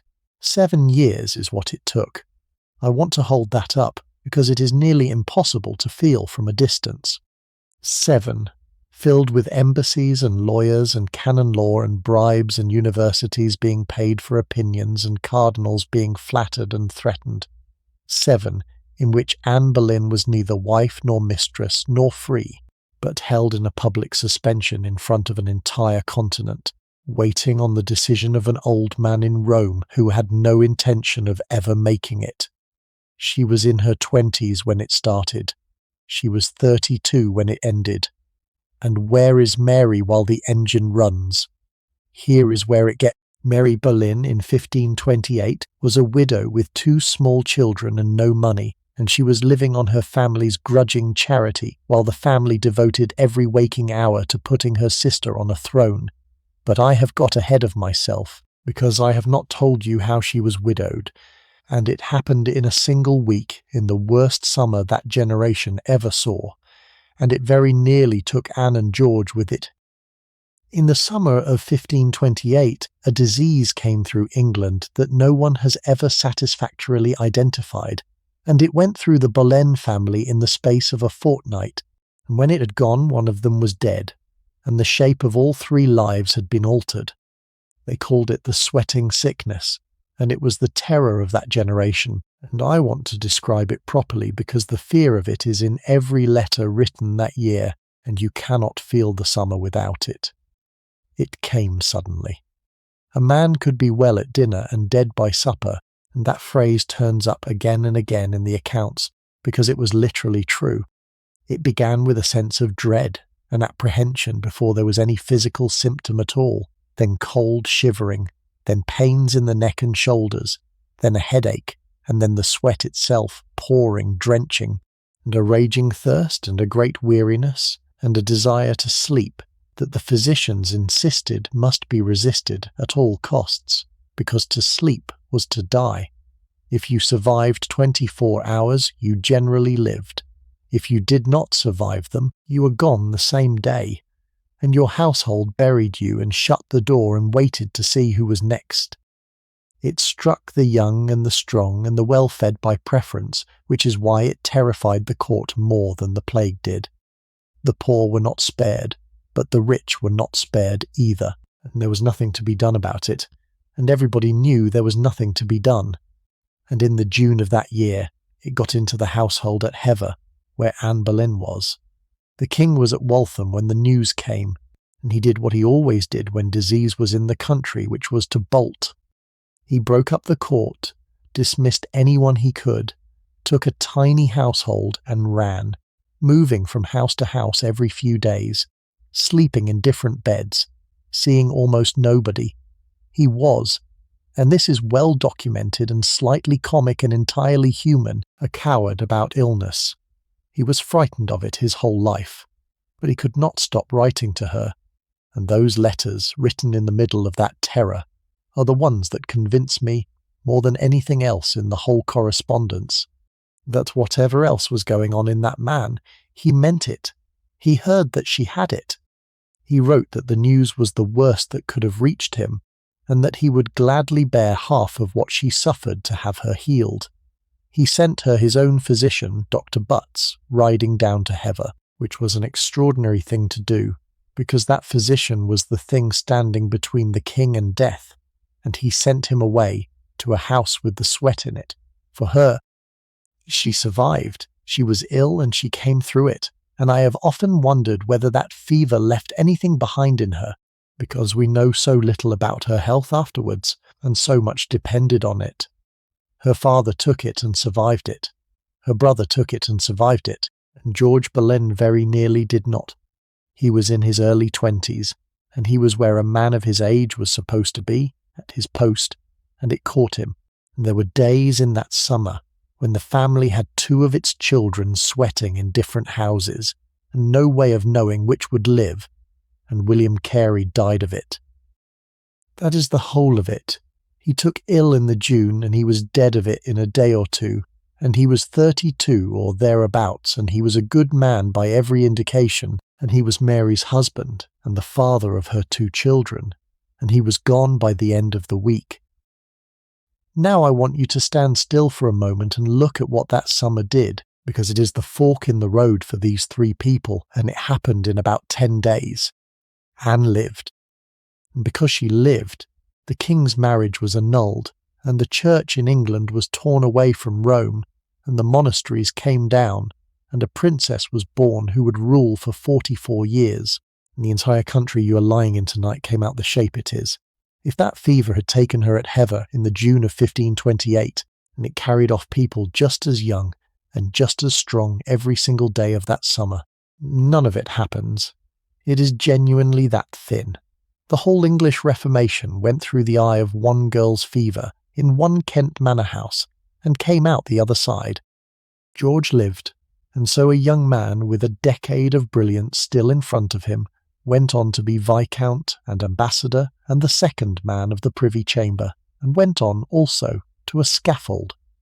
And Mary's husband died, and Mary was ruined.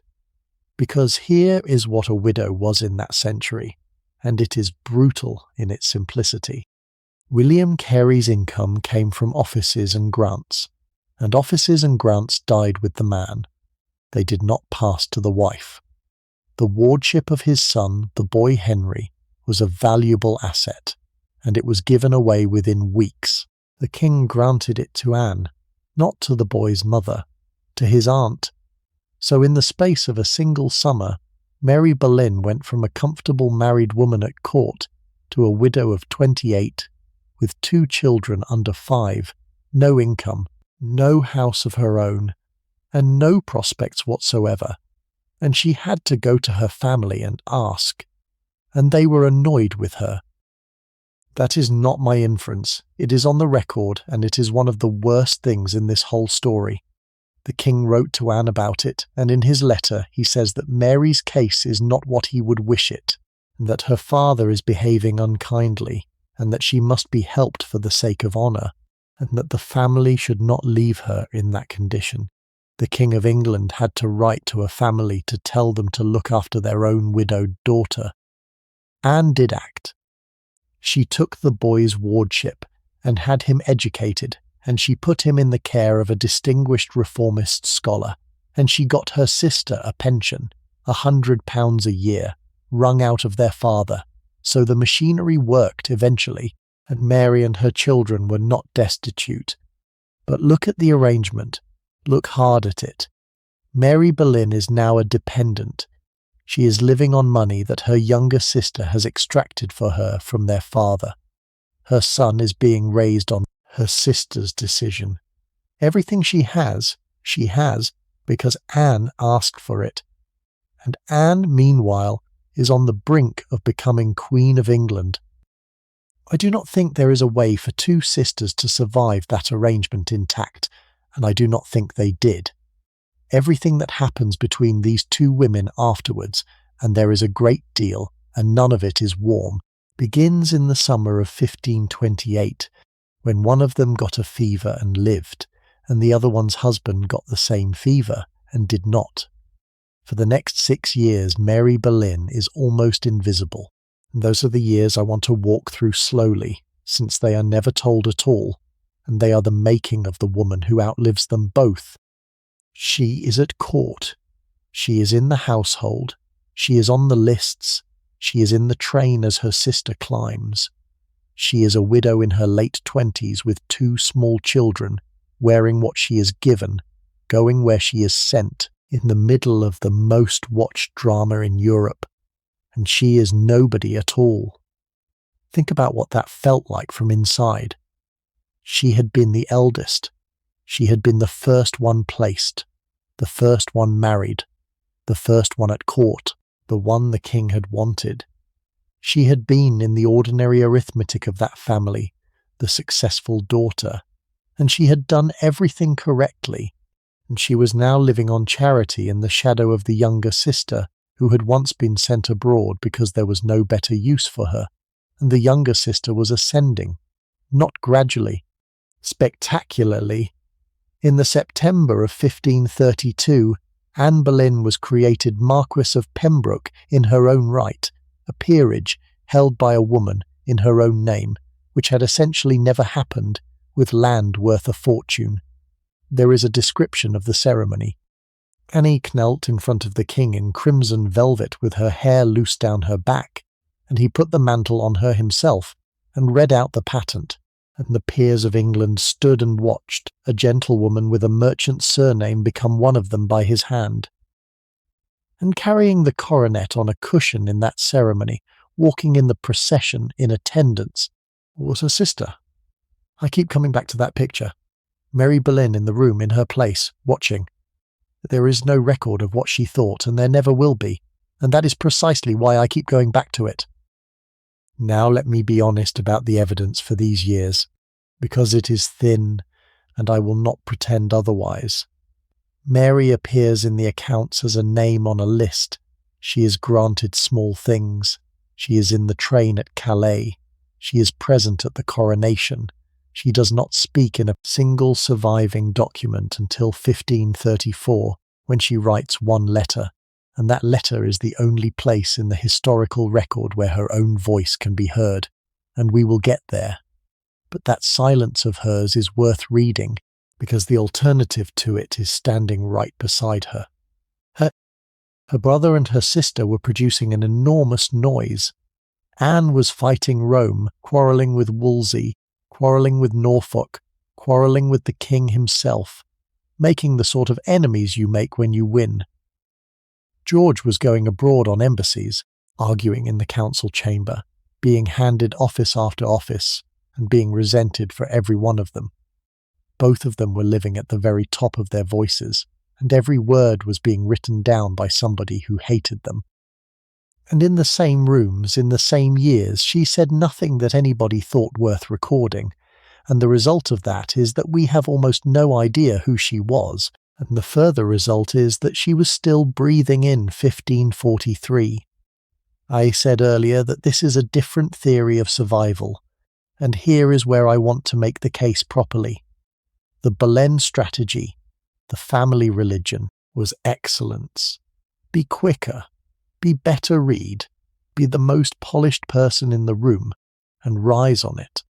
And that strategy had one flaw which was invisible right up until the moment it killed them, which is that it depends entirely on being wanted. You are only safe while the man at the top enjoys having you near him. There is no floor under you. You have no army, no ancient acres, no affinity of 1,000 tenants who would come out for your name. The Percys had that. The Howards had that. The Boleyns had charm and a king's appetite, and nothing whatsoever underneath. Mary was the only one of the three who ever stood on something else. Not by design. I am not going to make her a strategist, because there is no evidence she planned any of it. But by temperament, or by luck, or by having been pushed out of the light early enough to stop wanting it, she ended up attached to things that could not be taken away by a change in a man's mood. 2 children, a body of ordinary competence, and eventually a marriage that no one at court would have crossed the room for. There is one more thing in these years I want to give you, because it is small and it tells you a great deal. When Anne was made Marquess, the patent had an unusual provision in it. It settled the title on her male heirs, and it did not include the ordinary phrase about those heirs being lawfully begotten. That has been read 100 ways, but the reason to mention it here is what it says about the temperature of that court. Every document was being drafted by people thinking 3 moves ahead about what might have to be admitted, denied, or rearranged later. That is the air these 3 siblings breathed for a decade. Every sentence was potential evidence. Every kindness had a use. And in the middle of it, a widow with no money is carrying a coronet on a cushion behind her sister, and thinking whatever she is thinking, and saying nothing. Now, before we cross to Calais and to the Crown, I have to take you properly into the life of the brother, because in these same years George Boleyn was going up faster than almost any young man in England. And by the age of 25 he was doing work that most men waited until 50 to be trusted with. And the way he was doing it is the reason the court could not forgive him. George Boleyn was sent to negotiate with the King of France when he was about 25, and he did it alone, and he did it well, and there is almost nobody else in that reign of whom that can be said. No, let me lay out the rise, because the speed of it is the whole scandal. He is made cupbearer to the King as a young man, then esquire of the body, which puts him in the private rooms. He is given a place in the privy chamber, and then he is made one of the gentlemen of it, which is the inner ring, the 24 men who dressed the King, ate with the King, slept near the King, and heard everything. He is granted the keepership of the palace at Beaulieu in Essex, which was one of the loveliest houses in England, a place Henry had spent a fortune rebuilding, and it came with a house of his own, and a park. And when his father was made Earl of Wiltshire, George took the courtesy title, and from then on he was Viscount Rochford, and he was in his middle 20s, and then they started sending him abroad. There were at least 4 embassies to France, and possibly more, and he was in and out of that country all through the crisis, and the missions he was given were not ornamental. He was sent to get the French king to lean on the Pope. He was sent to argue the theology of the marriage in front of foreign lawyers. He was sent to arrange a summit between 2 kings and to negotiate the details of it. He went, on one occasion, to explain to Francis of France something Henry had done that Francis was not going to like, and to make him like it anyway. That is the hardest work in the diplomatic trade, and it was being handed to a man who was, by any reasonable measure, a boy. Why? 2 reasons, and they are both to his credit whatever else you think of him. The first is the French. He did not need an interpreter, which sounds administrative and is in fact enormous. Every conversation an English ambassador had through an interpreter was a conversation somebody else heard and slowed and shaped. George Boleyn walked into a room in France and talked. He could catch the joke, the hesitation, the exact shade of a refusal, and he could answer it in the same breath, in the same language, and the French liked him. That is documented. The French ambassador in London, Du Bellay, who was a shrewd and rather cynical man, thought well of him and said so. The second is that he was in the privy chamber, which meant that when he spoke, the French knew he had the king's ear in the most literal sense, that this young man would be handing Henry his shirt on Thursday morning and could say anything he liked while doing it. An ambassador's power is not his instructions. It is whether the man across the table believes he can reach the ear that matters. George could. And there is a third thing, and I put it separately because it is not anybody's credit. He was Anne's brother. The whole of Europe understood that the English position was the Boleyn position, and sending her brother was a way of saying so without saying so. Now the offices piled up. He collected stewardships and constableships and keeperships, the ordinary furniture of a court career, and each of them carried an income, and each of them carried a small local power. He was made warden of the Cinque Ports and Constable of Dover, which put the English side of the Channel under his hand. He was made Lord Warden of the Stannaries, which put the Cornish tin under it. He was in the Commissions of the Peace. He was in the Lords, and he spoke there, and he was in the deputations that went to argue with Convocation. By 1535 he was, in practical terms, one of the half-dozen most useful men in the kingdom, and he was 31. And now let me tell you what it looked like from the outside, because this is the part that mattered in the end. Imagine you are an English gentleman of 45 with land in your family since the Conquest. You have served this king for 20 years, and his father before him. And you watch a young man of 26, whose great-great-grandfather sold cloth in London, walk past you into the private rooms, speaking French, wearing better clothes than you can afford, holding an office you wanted, on his way to France to speak for England, because his sister is the king's obsession. You would hate him. I would hate him. Everybody hated him. And he did not help himself, because he had the family disease, which was that he could not resist. There is a description of him in the accounts of that court as proud, and as a man who loved to make people feel his wit, and I believe every word of it, because you can hear the same music in his sister, and it is the thing everybody who met her remarked on. He was funny, and he was fast, and he used it, and the men he used it on were still standing in the room years later when the vote came round. But here is what I want to weigh against that, and it is not nothing. He was good at the work. That is the fact underneath the resentment. The embassies came off. The reports came home. Nobody in the whole enormous archive of complaint about him ever says he was incompetent. They say he was arrogant, and they say he was a Boleyn, and they say he was too young and too high, and all of that is a way of saying that he was there before they were, and they could not stop him. And there is one small thing that has always stayed with me, from the very end, when he is in the tower and everything is finished and there is nothing left to gain by pretending. He asked to be allowed to fulfill a debt. He had money in his hands that belonged to the abbey at Tonbridge, and he wanted it to go where it should. In his last hours he was worrying about a piece of business being done properly. That is a man who cared about doing the job right. They killed him for being his sister's brother, but he was not a decoration, and he had spent a decade at the top of his profession, and if you had asked anyone in Europe in the January of 1536 to name the coming man in England, a fair number of them would have said Rochford.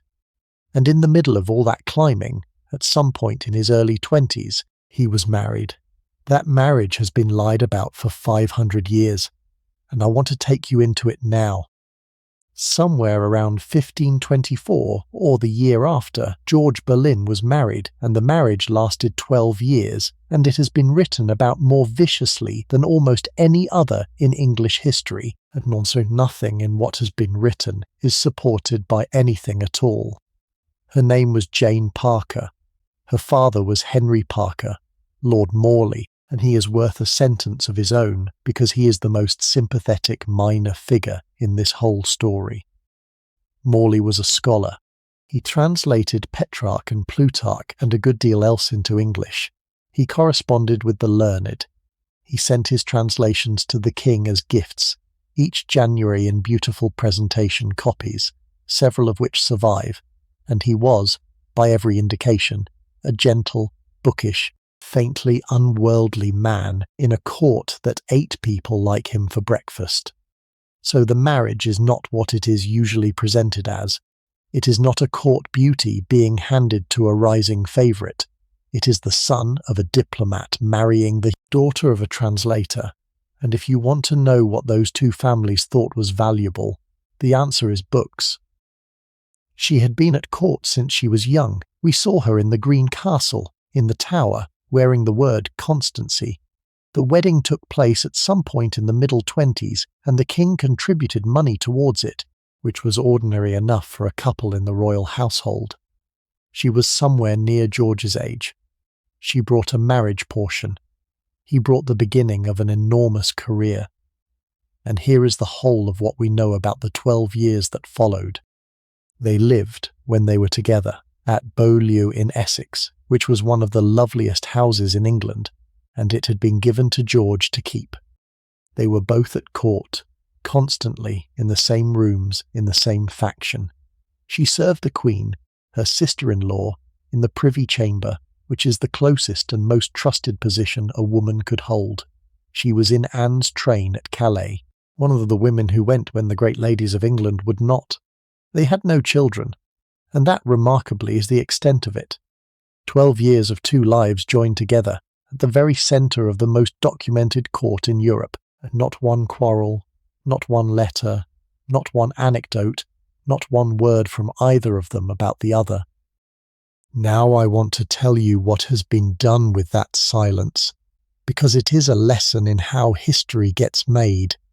Out of that blank decade and more, later writers have constructed the following: that Jane Boleyn was jealous of her husband's closeness to his sister, that the marriage was cold and childless and unhappy, that she was resentful and bitter and small, that she therefore went to Cromwell and gave evidence against her own husband and told the court that he had committed incest with the Queen and thereby killed them both, and that she did it out of spite.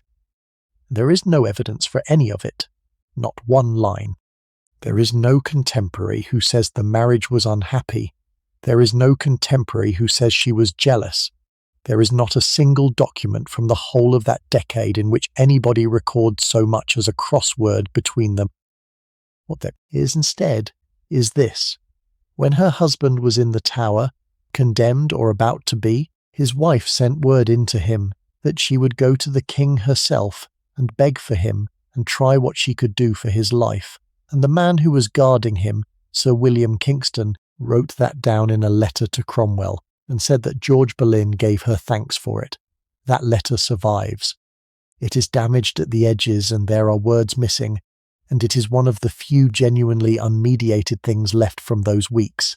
That is the last exchange between them that anybody wrote down, not an accusation. A message offering to try, and a man saying thank you. Now, I will not make her a saint, because she was not one, and I want you to have the whole of her. She was interrogated in that May. Of course she was. Every woman in that household was taken and questioned. What she told them has not come down to us. No transcript, no summary, no report, and in the reign's last decade she did something genuinely and unarguably foolish. She was serving the fifth wife by then, a girl of about 19 called Catherine Howard, and she carried messages, and she watched at doors, and she let a young man into the Queen's rooms at night, and when it came out, she was arrested with them and lost her mind in the Tower. And Henry VIII changed the law of England so that he could execute a woman who was out of her wits, and did in the February of 1542. So no, she was not blameless, and I am not going to pretend she was. But look at what she has been convicted of by history, and look at what the evidence for it actually is. The claim that she was the accuser turns up for the first time 40 years after her death, in a marginal note in a later edition of a book, in a phrase that says, "It is reported of some," which is the 16th century way of saying that somebody in a tavern said so. The two writers who were actually alive at the time, and who mention an accusing woman name two other women altogether. One points to the Countess of Worcester, and one to a lady who had been dead for years. Neither of them is Jane. The imperial ambassador, who reported every scrap of dirt in that court to his master, and would have adored the detail, is silent about her. And her husband, in open court, said that the case rested on the word of one woman, and did not say who. He had nothing left to lose. He had just read out a paper. He had been ordered not to read. If his wife had done it, that was the moment, and he did not take it. So why has she been convicted anyway? Because the story needs somebody, and the story has always found one. Look at what we have watched tonight. The mother was slandered with a king. The eldest sister was slandered with France. The queen was slandered with her own brother. And when they had run out of Boleyn women to blame, they gave the last of the blame to the wife, and it stuck, because a jealous woman in a cold marriage is a shape people recognize and a shape people enjoy, and it has been repeated for 5 centuries until it hardened into a fact. There is no fact there. There is a house in Essex, a channel crossing, 12 years with nothing written down and one message through a wall, and there was one part of George Boleyn's life that his marriage never quite reached, the quiet part, the dangerous part, and he shared it with his sister, and it was made of books. 2 manuscripts survive that George Boleyn made for his sister, and they are the most intimate objects left from that entire family, and to understand why they mattered, you have to understand that owning them was a capital risk. Here is the situation. In the 1520s and 30s, there was a movement running across northern Europe, coming off the printing presses of Germany and the Low Countries and France, arguing that the church had gone wrong, that salvation came by faith, that scripture was the authority and not the Pope, and above all that ordinary people should be able to read the gospel in their own tongue. England's answer to that was severe. Books were banned by the sackful. The bishops bought up whole shipments of Tyndale's English Testament in order to burn them, which mostly funded the printing of more. Men were made to walk in procession with faggots on their shoulders and throw their own books into a fire at Paul's Cross, and if they went back to it a second time, they were burned themselves. There were people in England in those years who were put to death for possessing a printed English gospel. And in the middle of that, the king's obsession and her brother were reading the banned books in the palace and passing them to each other. The 2 manuscripts are both French, both beautifully made, both translations of reformist texts, both in the same scribe's hand, and both were plainly commissioned by George. One is a version of a treatise attacking the abuses of the church and arguing the authority of Scripture. The other is a French epistle by a leading French reformer, and in the front of one of them there is a dedication written to Anne, in French, in which her brother tells her that he is sending it to her, and signs himself, in the courtly formula of that language, her most loving and friendly brother. Sit with the object. It is a thing that had to be commissioned, translated, copied by hand, bound and carried, and it took weeks and money, and it was made by a man in his 20s for his sister, and what is in it could have killed them both. And there is a marvellous detail. In the dedication, George says something about the translation being rough, and asks her indulgence for it, and adds that he trusts she will not mind, and there is a lightness in it, an easiness between 2 people who have been talking about books all their lives. Now, was this real conviction, or was it politics? Because the cynical reading is obvious, and it is on offer everywhere. The Boleyns were reformers because reform was the only route to the annulment, and the Pope stood in the way, so the family adopted a theology of convenience. I do not believe it, and here is why. The timing is wrong. Anne was reading this material and carrying it in her head before Henry VIII ever noticed her. She came home from France in 1522 already formed by the reforming circles around the French king's sister. George's French and his taste in books came from the same well. The conviction predates the opportunity by years, and you cannot adopt in 1527 a thing you already had in 1522. The behaviour is wrong for cynics too. Anne kept an English Bible open in her chamber for anyone to come and read.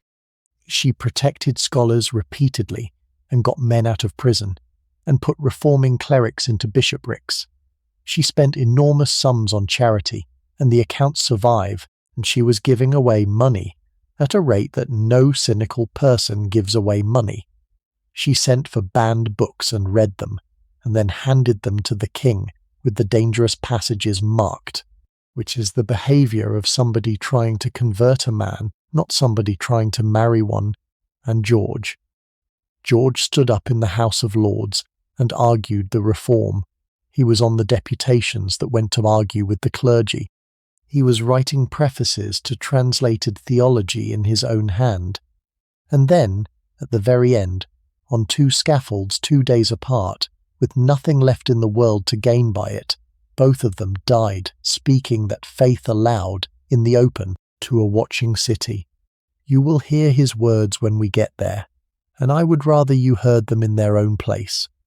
You do not do that for a political advantage that has already vanished. There is no advantage on a scaffold, whatever else those two were, and they were proud and they were sharp, and they made enemies as easily as breathing. They believed this. Now let me put Mary next to them one more time, because the contrast is the point. There is no evidence Mary Boleyn cared about any of it. Not against it, simply not in it. No books, no dedications, no arguments in the Lords, no scholars protected, no theology. She is not recorded as having an opinion about the gospel in English, and you might read that as the final proof that she was the shallow one. But look at what these convictions actually did to the people who held them. Their faith is one of the things they died of. Not the charge was manufactured. But the reason the manufacture succeeded, the reason it was possible to persuade the king that his queen was foul and her brother was worse, is that they had spent a decade making the sort of enemies you make when you tell powerful men their religion is wrong.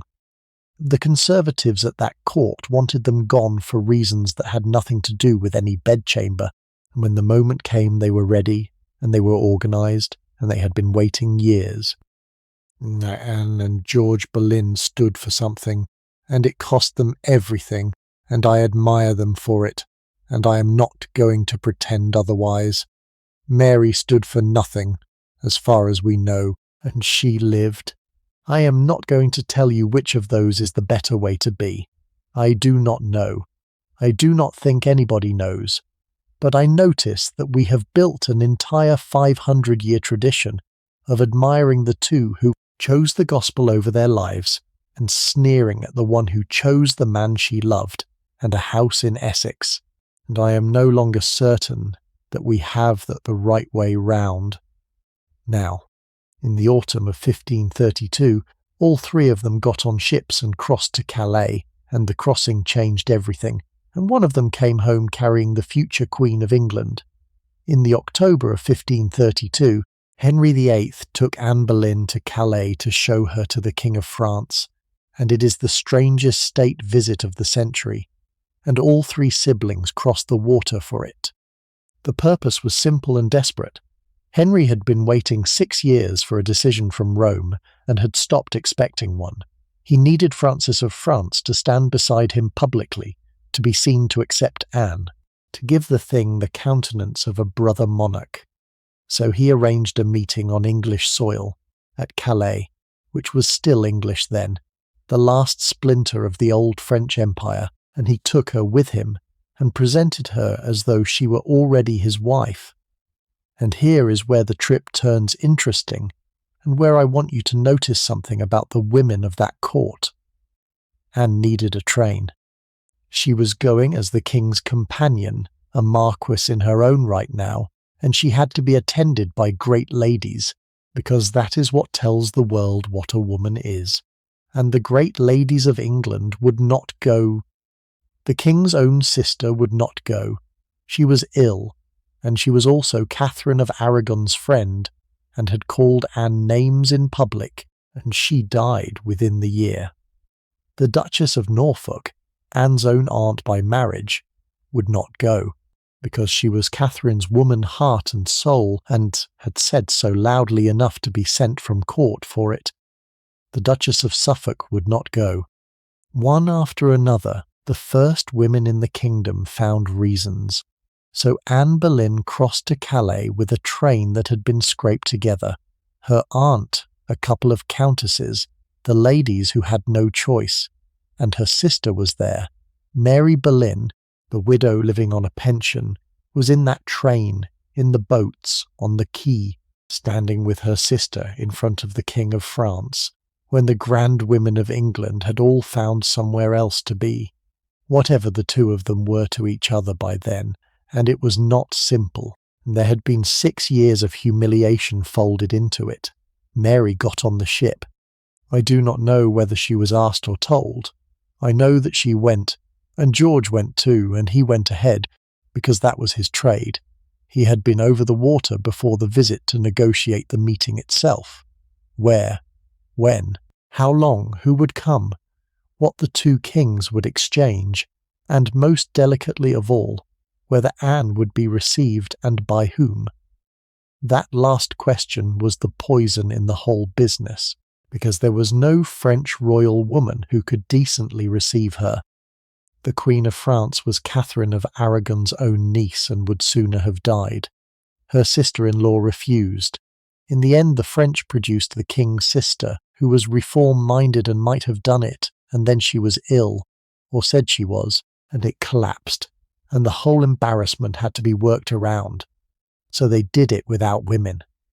The two kings met, and there were 4 days of it at Boulogne, with no ladies present at all, hunting and wrestling and gifts, and then Francis came over to Calais, and there were 4 more days on the English side, and Anne stayed in her rooms through most of it like a wife in waiting. And then, on the Sunday evening, after the banquet, there was a masque. 7 ladies came into the chamber in gowns of cloth of gold slashed with crimson tinsel and cloaks of cloth of silver, all of them masked, and they crossed the room and each took a French lord by the hand and led him out to dance. And the one who took the King of France was Anne Boleyn. They danced. And then Henry, who could never leave a mask alone, walked up and pulled the vizards off, and there was the woman he had rebuilt the Church of England for, dancing with the King of France, and Francis behaved beautifully and talked with her for a good while apart, and that was the point of the entire voyage. He had received her. It was done. Her sister was one of the 7. Mary Boleyn danced in that masque, in cloth of gold and silver, in the same room, on the same evening. And then the weather came in. They were supposed to sail home almost at once, and they could not. The wind turned foul, and the fog came down over the channel and stayed, and the English court sat in Calais for a fortnight, penned in, unable to move, waiting on the sky. There is something wonderful about that. The most consequential relationship in English history, 6 years of theology and lawyers and refusal and desire, and at the end of it a fortnight in a walled town in the rain with nothing to do. And somewhere in that fortnight, Anne Boleyn said yes. We know because of the arithmetic. Her daughter was born on the 7th of September the following year, and you can count back, and the answer is Calais, or the crossing, or within days of it. Somewhere in those grey weeks in that damp town, the 6-year siege ended. They were married in secret shortly afterwards. There was another ceremony in the January. It was done in a turret before dawn with a handful of people, and the priest asked whether there was any impediment, and was told, apparently, that the king had a dispensation, and there was not one, and everybody went along with it. Now I want you to hold all 3 of them in that fortnight of wind, because it is the last time this family is together and rising. Anne is 31 and about to be queen, and is carrying, though she does not know it yet, the child who will hold this country for 44 years. George is 28, at the very top of his profession, the man who arranged the meeting, and there is nothing above him now but the crown itself. And Mary is standing in the same room in borrowed cloth of gold, 32, a widow with 2 children and £100 of pension.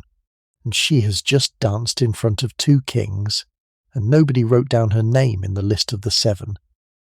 Within 2 years she would be thrown out of that family for good. Within 4, she would be the only one of the 3 left alive. In the summer of 1533 the Boleyns reached the summit, and it lasted about 4 days, and it's the most beautiful thing anybody in England had ever seen. Anne was crowned queen on the 1st of June, at Whitsun, at Westminster, and Henry spent money on it in the way a man spends money when he is proving a point to Europe. It began on the water. She came up the Thames from Greenwich in a procession of barges that stretched for miles, and the London companies had decorated theirs until the river looked like a street of moving gardens, with banners and streamers and bells. There was a wherry rigged with a mechanical dragon that moved and belched fire into the water, and around it wild men throwing flames and musicians in every boat, and gun salutes going off from the tower as she came up, so that the noise rolled along the whole of that river. She was in the Queen's own barge, in cloth of gold, and she landed at the tower, and the King came out to meet her and took her in his arms in front of everybody, and kissed her, and there is an account of it. And he was, that afternoon, a man who had got what he wanted after 7 years. Then the ride through London, the streets sanded and railed, the conduits running wine, the pageants at every corner with children speaking verses, and Anne in white cloth of gold in an open litter drawn by white palfreys, her hair loose down her back the way a queen's was on that one day of her life, under a canopy carried by the barons of the Cinque Ports, and then the Abbey. She walked from the palace to the Abbey on blue cloth strewn the whole way, and she was crowned with the crown of St. Edward, which was the crown used for reigning monarchs and not for consorts, and it has been argued about ever since. And I think the simplest explanation is the true one. He wanted it done as high as it could be done, and she was 6 months pregnant, and everybody in that abbey knew it, and that was the point now. Where is the family in this picture? Her father is there, Earl of Wiltshire, at the summit of a 4-generation climb that started with a man selling cloth. Her mother is there, a Howard, watching her daughter crowned. Her uncle Norfolk is not, as it happens. He was in France on business, and his wife would not attend, so his place was taken by another man, and her brother is everywhere in it. George Boleyn, Viscount Rochford, was one of the men who carried the canopy over the Queen, and he had a role in the ceremony and the banquet and the tournament, and in the days round the coronation he was at the very centre of the household of England. And Mary Boleyn is in the room and cannot be found. She is presumed to be there. She is in nobody's account. In the enormous, detailed, obsessive record of who walked where, and who wore what, and who served the first course kneeling, the Queen's own sister does not appear in a way that anybody can point to with confidence. The eldest of the 3 siblings, at the greatest moment in her family's history, is a gap in the list. 3 months later, on the 7th of September, the child was born at Greenwich, and it was a girl. I want to be careful here, because there is a comfortable myth that the birth of Elizabeth was a disaster, and that Henry raged. He did not. He was disappointed, certainly, and the letters that had been prepared announcing a prince had to have an "and" added to the word in a hurry, which is one of the saddest little clerical facts in English history. But he had a healthy child by a young wife, and that meant sons would follow, and the celebrations went ahead, and the christening, on the 10th, was a Boleyn occasion from end to end. They carried her the short distance from the palace to the church of the Observant Friars at Greenwich, along a walk hung with arras and strewn with rushes, in a mantle of purple velvet with a long train of ermine, under a canopy of cloth of gold, and of the 4 men who carried the poles of that canopy, one was her Uncle George.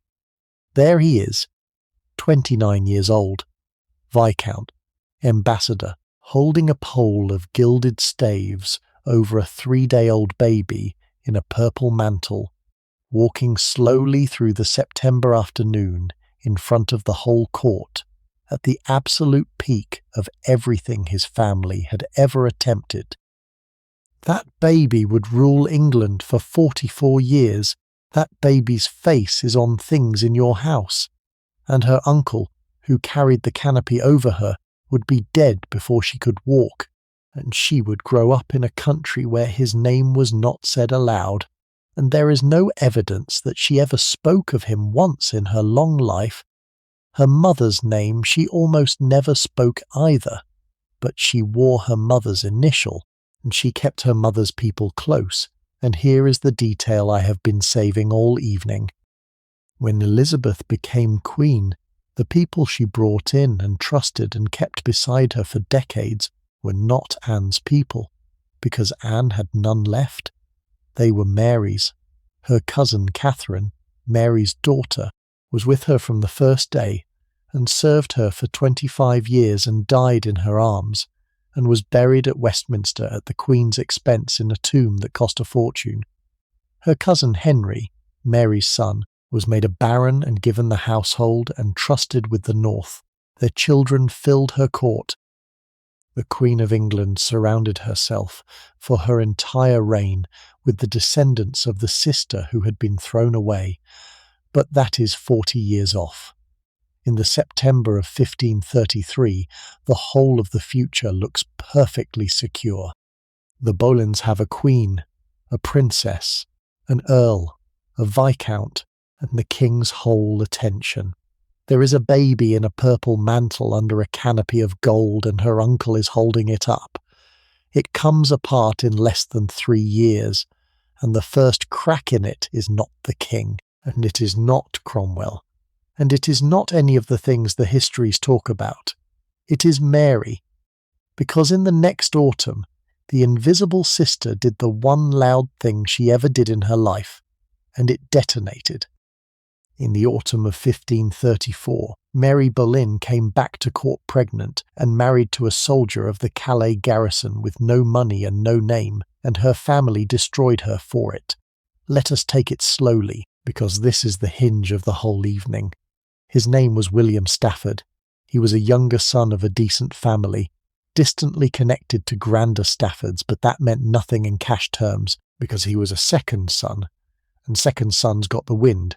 He was serving in the garrison at Calais. He had, so far as anyone can tell, no prospects whatsoever. He was probably a little younger than she was. They must have met on the Calais trip, or in the seasons after it, because Mary was in and out of that town in her sister's train. And at some point in 1534, without asking anybody's permission, without a settlement, without a contract, without her father or her uncle or her brother or the Queen of England being consulted, Mary Boleyn married him. You have to understand what that meant. Marriage in that class was not a private matter. It was the mechanism by which families moved property and made alliances, and a widow of good family was an asset with a value, and she had disposed of herself for nothing to a man who brought nothing, and she had done it without permission. And she was pregnant, which meant that they had not only married, they had married in a hurry, and everybody could count. And she was the Queen's sister, which meant it was not a private embarrassment. It was a public one. The family's response was total. She was banished from the court. Her £100 a year was stopped. Her father closed his door and did not open it again. Her uncle Norfolk, the Duke, who had a talent for cruelty, was reportedly the loudest. And her sister the Queen was, by every account, the angriest of all of them, and cut her off entirely. They were both put out of England, or as good as.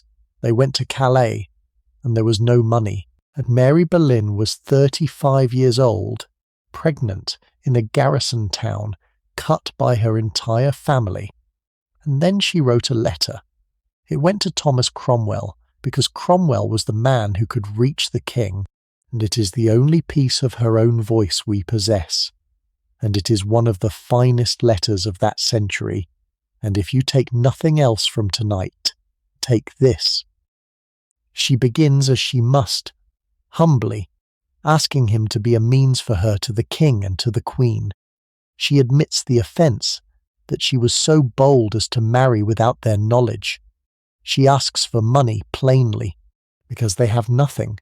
She says that her father and her mother and her uncle and her brother will not hear her, and that love overcame reason.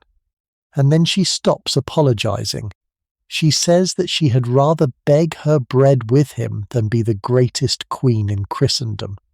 She says that she believes if she were at liberty and might choose, she would choose him before all the men living. And she adds one thing more, and it is the sentence that has kept her alive for me these many years, that she thinks, in her own mind, that she is in the better condition, for they are both young and are minded to live thrifty together. Consider where that letter was posted from. Her sister is the Queen of England, and is at that moment beginning to understand that the King's eye has started to wander. Her brother is a Viscount and an ambassador. Her father is an Earl, and Mary Boleyn, thrown out, penniless, pregnant in a garrison town, writes to the most powerful minister in England and tells him, "I am in the better condition." She was right, that is the thing. Within 18 months everyone who had cut her was destroyed or dead or ruined, and she was still there with her soldier. Now, I want to be fair to Anne, because it is easy to make her a monster in this chapter, and she was not. Anne's fury was not simple snobbery, though there was snobbery in it. Anne, in the autumn of 1534, was in trouble. She had produced a daughter, and lost at least one pregnancy since. The king had begun to look elsewhere. Her whole position rested on being unimpeachable, on being the queen who had made England break with Rome, and who must therefore be visibly worth it. And her sister had just handed every enemy she possessed a joke, that the Boleyn women married for lust and always had, and there was the proof, pregnant in Calais by a man from the garrison. She was also, and I think this matters, frightened. Everything Anne had was on loan from one man's affection. Mary had just demonstrated, in the most public way available, that there was another way to live, and I wonder whether some part of Anne knew exactly what her sister had that she did not, and could not bear to look at it. Cromwell did something. There was money, eventually, or something like it. The king seems to have leaned on the family, and Mary's own inheritance was eventually sorted out. She was not restored to court. Her sister never took her back. And so Mary Boleyn walks out of the history of England in the autumn of 1534, disgraced, at the exact moment when the trapdoor under her family was being quietly built. She was not there for what came next. She was not in the palace in the January of 1536 when the Queen miscarried a boy. She was not there in the April when Cromwell shut himself in his rooms and began to work. She was not there in the May. She was in a small house somewhere, with a soldier and a baby and no money, and it saved her life. Nobody arrests a woman who has been thrown out. Nobody indicts the disgraced one. The very thing that ruined her put her outside the blast. I said at the beginning of the evening that of the three of them she was the only one who ever worked out what any of it was for. That letter is what I meant. In a life of being moved about like furniture, she was given exactly one chance to pick something up herself, and she picked him, and then she put it in writing to the most powerful man in England, and did not apologize for it. And her sister, who was the greatest queen in Christendom, had 18 months to live. Anne Boleyn held the crown of England for a little under 3 years. Everybody has heard how she got it and how she lost it. Almost no one has ever been told what she did with it while it was hers, and that is what I want to give you now. Start with the money, because what a person does with it is the most revealing thing about them. A Queen of England in that century had an income of her own. Lands, rents, offices, the whole apparatus, and it made her one of the wealthiest people in the kingdom. Some of the accounts of Anne's household survive, and they have been gone through, and what they show is a woman giving it away at a rate that would embarrass a modern charity. The estimates run to thousands of pounds a year in alms. Her chaplains carried purses when she travelled so that they could give as they went. In the counties she passed through, she had money distributed to the poor, and there was a particular emphasis on the sort of quiet, practical help that does not make a display, setting struggling householders back on their feet, buying material so that women could make clothing for the poor, funding people who were one bad harvest away from ruin. A man who worked in her household wrote afterwards, when it was actively dangerous to praise her, that she had given away vast sums, and that if she had lived she would have surpassed anything in that line seen in England. She paid for education. She sent poor boys to university, and there is a record of her supporting scholars at Cambridge. One of the men she put through his studies later remembered her for it in print. She protected people. That is the one that carried the risk. When men were arrested for the new religion, when a reformer was in trouble, the word repeatedly went to the Queen, and the Queen intervened, and men came out of prison because of her. She got one man out of a French jail by writing to the French court. She wrote to Cromwell on behalf of others. There is a whole small file of people whose lives were saved by Mary Boleyn's willingness to spend her own credit with a man whose temper she knew better than anyone. She made bishops. This is the one that changed the country.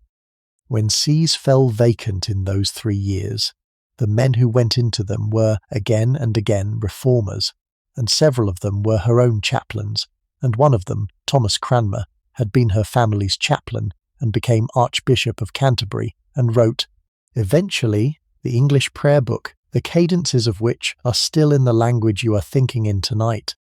The English church was stuffed, in the crucial moment, by Anne Boleyn's people, and she wanted the scripture in English. She had an English Bible open in her rooms for anybody in the household to come and read. She kept the banned books and read them and passed the dangerous ones to the king with the passages marked, and she argued with him about them. And he listened, sometimes. Now, the other side of the ledger, because I promised you the truth and not a monument. She was not a comfortable queen. Catherine of Aragon had been serene and dignified, and had turned her face away from her husband's affairs for 20 years, and the court knew how to handle that. Anne could not do it. She had a temper, a fast and public one, and she quarrelled with the king in front of people, and the court was scandalised, and she quarrelled with her uncle Norfolk so badly that he walked out of a room calling her a name he should not have used. She made enemies of men she needed. She had watched a whole system bend to her for 7 years, and I do not think she ever quite understood that being queen was a smaller job than being wanted. And there is the matter of Catherine and Mary, the old queen, and her daughter, and it does her no credit. She was frightened of them, rationally, because as long as they lived her own daughter's title was arguable. She said things about them that were ugly. Whether she meant them is another question. She talked. She always talked. And half of what she said was said to a room she should not have trusted. But here is what I want you to weigh, and then we will go on. 3 years. That is all she had. Take a woman of 32.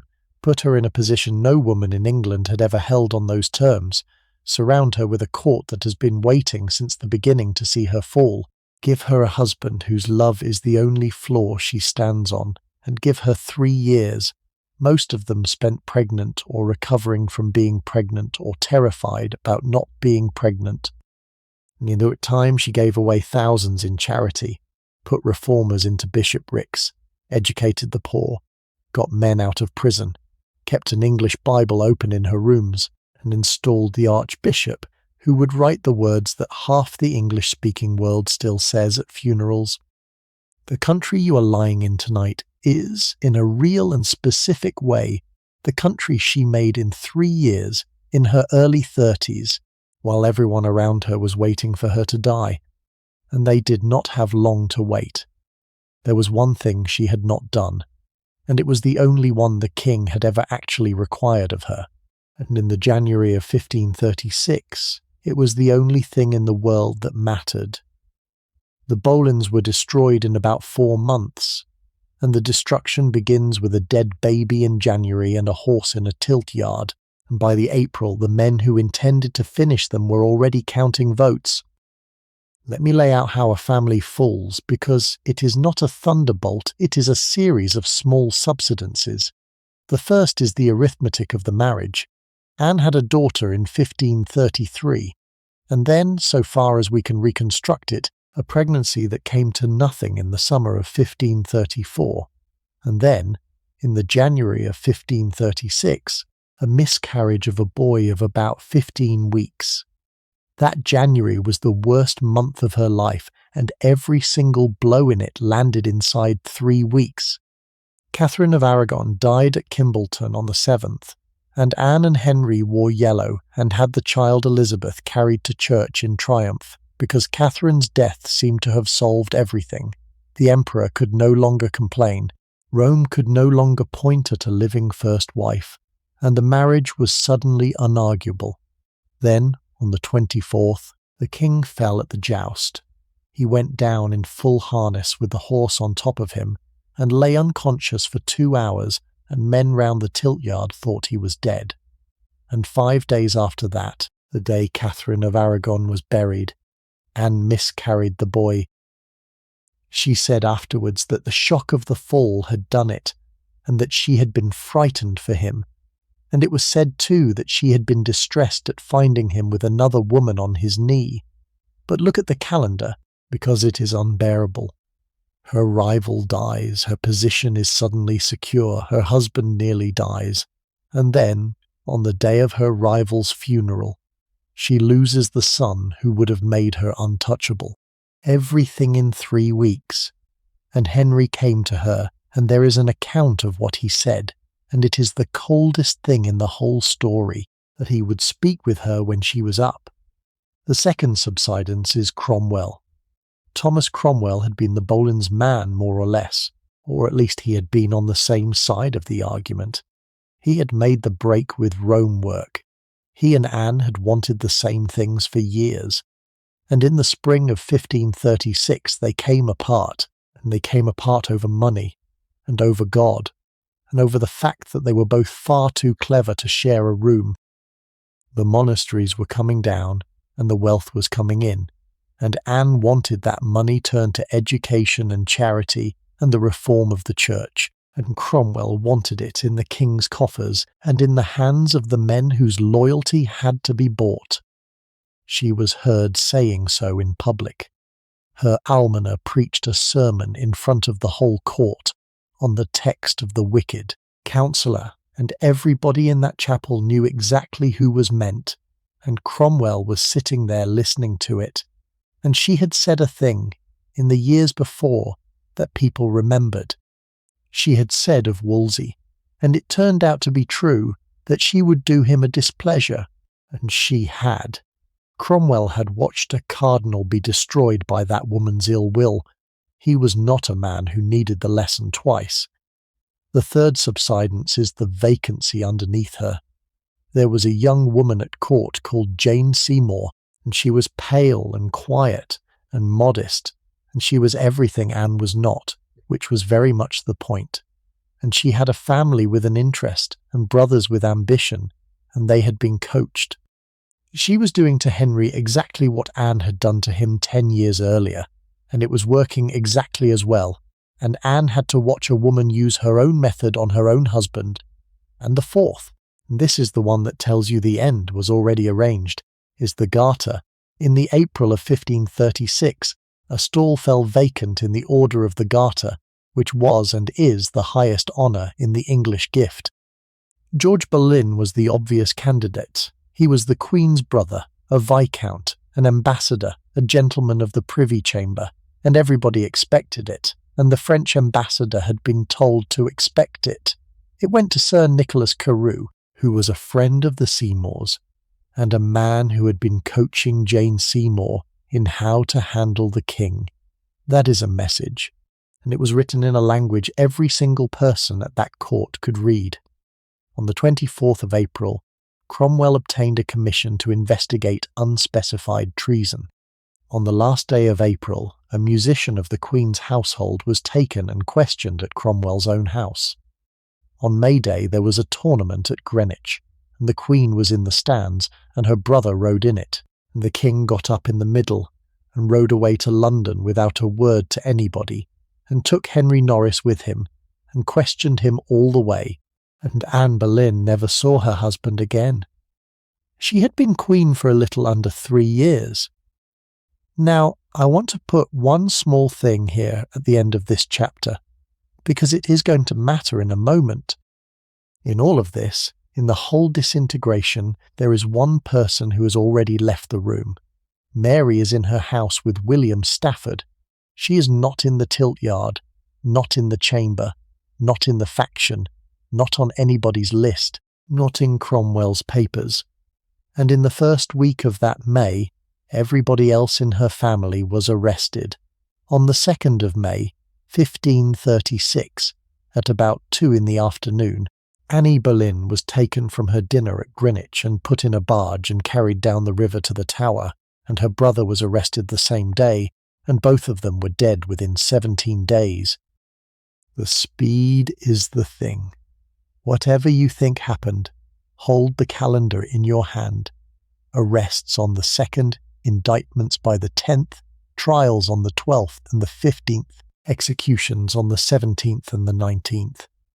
A Queen of England and 5 men were investigated, charged, tried, convicted and killed inside 3 weeks.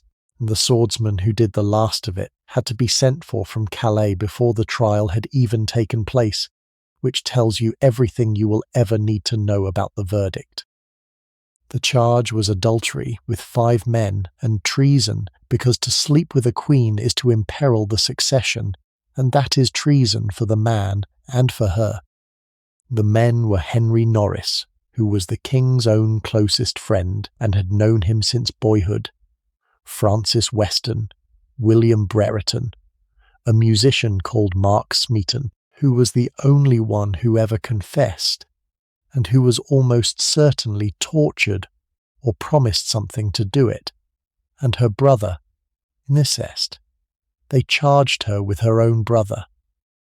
I need to explain why they did that, because it is the most repellent thing in the whole affair, and it was not madness, it was strategy. Here is the problem the prosecution had. Everybody at that court had watched George Boleyn go in and out of his sister's chamber for years. That was not a secret, and it was not sinister. He was her brother. He was in the Privy Chamber. He was the Queen's closest political ally in the kingdom, and the two of them were running a religious and political faction together. Of course he was in her rooms constantly. There would be no way of showing that any of the other men had been alone with her more than her own brother had, and if he was innocent, then the whole logic of proximity collapses. And there is a second, dirtier reason, and I have already shown you the shape of it twice tonight. They did it to the mother, with a lie about the king. They did it to the eldest sister, with a lie about France. When you want to destroy a woman in that century beyond any possibility of rescue, you do not accuse her of politics. You accuse her of something so foul that no one will ever quite manage to unhear it. And they knew that the one accusation which could never be answered, never be disproved and never be forgotten was that one. The dates in the indictment are, when you check them, largely impossible.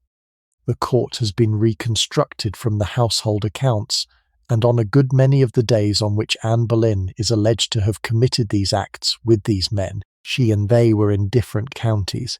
Some of the dates fall within weeks of her giving birth. It is not a document that was meant to survive examination. It was meant to be read out. The trials. The two of them were tried on the same day, the 15th of May, in the great hall of the Tower, in front of a court of 26 peers, presided over by their own uncle, the Duke of Norfolk. Their father was not on that panel. He had been quietly excused. Their uncle was not. Anne went first, and by every account she was magnificent. Chapuys, the imperial ambassador, who loathed her, wrote that she answered so wisely and so well that it seemed as though she had a complete defence. She denied everything, calmly, point by point, and there were no witnesses produced against her at all. Not one person was brought into that hall to say they had seen anything. She was convicted anyway unanimously, and her uncle pronounced the sentence with tears running down his face, which I have never known what to do with.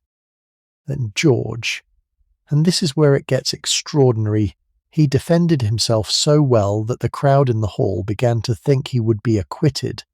There is a report of it, and men in that room were laying wagers, offering odds of 10 to 1 that he would walk out. The evidence against him was gossip and inference and nothing else. He answered it, and he answered it well. So they handed him a piece of paper. There was one specific allegation they did not want said aloud because it touched the king's own manhood, a claim that Anne had told her brother's wife that the king was not able, and that this had been talked of. It was written on a paper and given to George Boleyn with an instruction that he was not to read it out, only to answer yes or no. He read it out, in open court, in a loud voice, to the whole hall. That is the last free act of his life, and it is the most Boleyn thing that any of them ever did. He was already finished. He knew he was finished, and he was not going to let them do it quietly. And that piece of defiance is quite possibly the reason he died, because a man who says such a thing about that king in public in 1536 is not going to be forgiven whatever the verdict. He was convicted, unanimously, by the same 26 men, one of whom had been laying odds an hour earlier. And there is one more thing he said in that hall, 7 words of it, and 5 centuries of blame have hung off them. He said, of the accusation, that it rested on the word of one woman. He never named her. Not once, not in the hall, not in any of the surviving accounts. And here is what I want to leave with you plainly, because it has been told the other way for 500 years, and it is wrong. It has become the settled tradition that the woman was his wife, that Jane Boleyn, Lady Rochford, informed against her own husband and helped to kill him and his sister. We have already seen what that claim rests on, which is nothing. 2 contemporaries who name 2 other women altogether, an ambassador who never mentions her, and a marginal note written 40 years too late by somebody who had heard it somewhere. And while he was in the Tower, waiting to be killed, his wife sent him a message that she would go to the king and beg for his life, and the man guarding him wrote it down and sent it to Cromwell, and George Boleyn thanked her aloud for it. That is the last thing on the record between them. Not a betrayal, a message, and a thank you through a stone wall. But there is one more thing that was done to these 3 people, and it was done after they were dead and could not answer, and it is the reason you think you know what Anne Boleyn looked like. You have heard that she had 6 fingers. You have heard about a growth on her neck, and a projecting tooth, and moles, and that she was, in the whole, a sort of witch with a deformed hand who bewitched a king. Every word of that was invented, and we know precisely who invented it, and when. His name was Nicholas Sander. He was an English Catholic scholar living in exile, and he wrote a book about the origin of the English schism, and it was published in the 1580s, which is very nearly 50 years after Anne Boleyn was dead. He had never seen her. He was a small boy, if he was born at all, when she was killed. His purpose, which he did not conceal, was to prove that the Church of England had been founded in filth by monstrous people, and therefore the woman at the centre of it had to be a monster, and so he made her one in ink at a desk in another country half a century late. And here is what the people who actually looked at her said. A Venetian diplomat who saw her in the flesh reported that she was not one of the handsomest women in the world, and then, having said that, could not leave her alone. He wrote about her eyes, which were black and beautiful, and about her neck, and about the effect she had. That is a hostile witness, and he is still, you notice, writing about her eyes 20 lines later, A French account speaks of her grace, her own bitter enemy Chapuis, who called her every name he could reach for over 10 years and never once mentioned a deformity, would have used it in a heartbeat if there had been one to use. A grandson of the poet Wyatt, writing in the next reign from family memory, mentions the one thing that may have been real, a small extra nail on one finger, a little thing which she concealed with the tip of another finger, and he says it plainly as a slight imperfection in an otherwise very fine woman. That is the size of it. A small nail on one hand, possibly. And from that seed 50 years later in exile, a man grew a sixth finger and a lump on her throat, and a witch. Now consider what had to be true for that lie to work. Annie Boleyn spent her adult life in the most public place in England, on display, watched by ambassadors whose whole occupation was to write down everything about her and send it abroad.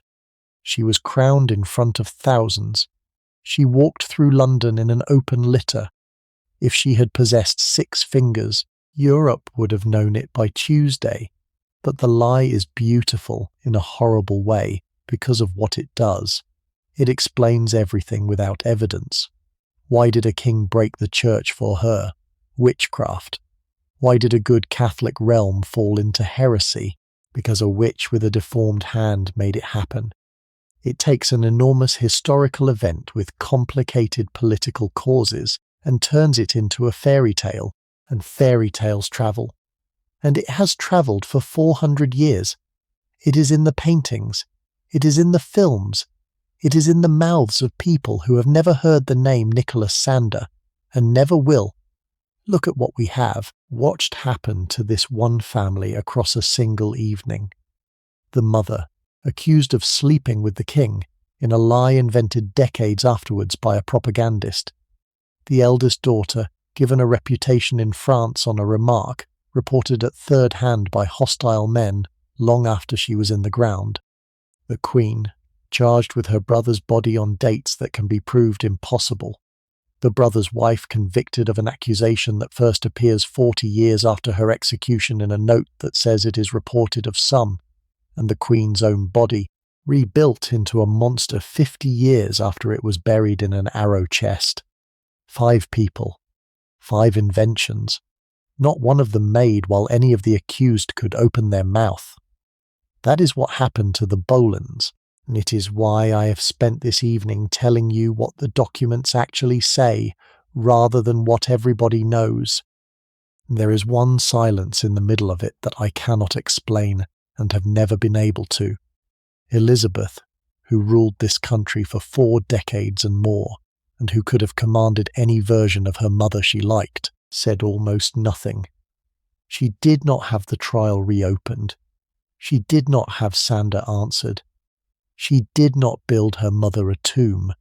She wore a ring with her mother's initial in it, and kept her mother's cousins around her for a lifetime, and beyond that she left the whole thing alone. I think, if you asked me, that she had learned the family lesson better than any of them. The Boleyns talked. Look what it got them. Now, it is the middle of May, in 1536, and there is a chapel with a stone floor, and 2 days to get through, and then we can let them rest. George Boleyn was killed on the morning of the 17th of May, and his sister was killed on the morning of the 19th, and there were 2 days between them, and I have never been able to think of anything worse. He went first with the 4 other men on Tower Hill in front of a crowd, because that was a public place, and a nobleman's death was a public event. He was 32 years old. They let him speak. That was the custom, and it was a strange and cruel piece of theatre, because the condemned man was expected to say that the king was just, and the sentence was right, since his family's future depended on his good manners in the last 5 minutes of his life. He did that part. Of course he did. He had a wife and a mother and a father living.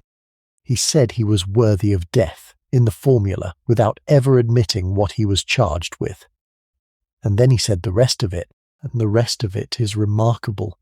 He told them he had been a reader of the Word of God, and that he had been one of those who read it and did not live by it, and that if he had lived according to what he had read, he would have been a happier man and would not be standing where he was. He told them to trust in God and not in the vanities of the world, and not in the flattering of the court, and not in the favour and the trust of princes. That last phrase, in that place, in front of that crowd 5 minutes before an axe, is the truest sentence anybody in this story ever spoke. It is a young man who had lived at the very top of that court since he was 10 years old, telling the people watching him die that the whole thing was a fraud. And he went on so long that the sheriff had to move him on. That detail is in the accounts, and I find it almost unbearably human.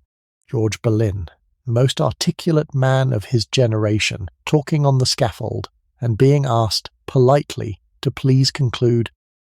Then he knelt, and it was done with an axe, and it took, so one account says, 3 strokes, 2 days. Anne Boleyn was alive for 2 more days in a room in the Tower, and she knew. She had asked about him. She talked about the men who had died for her.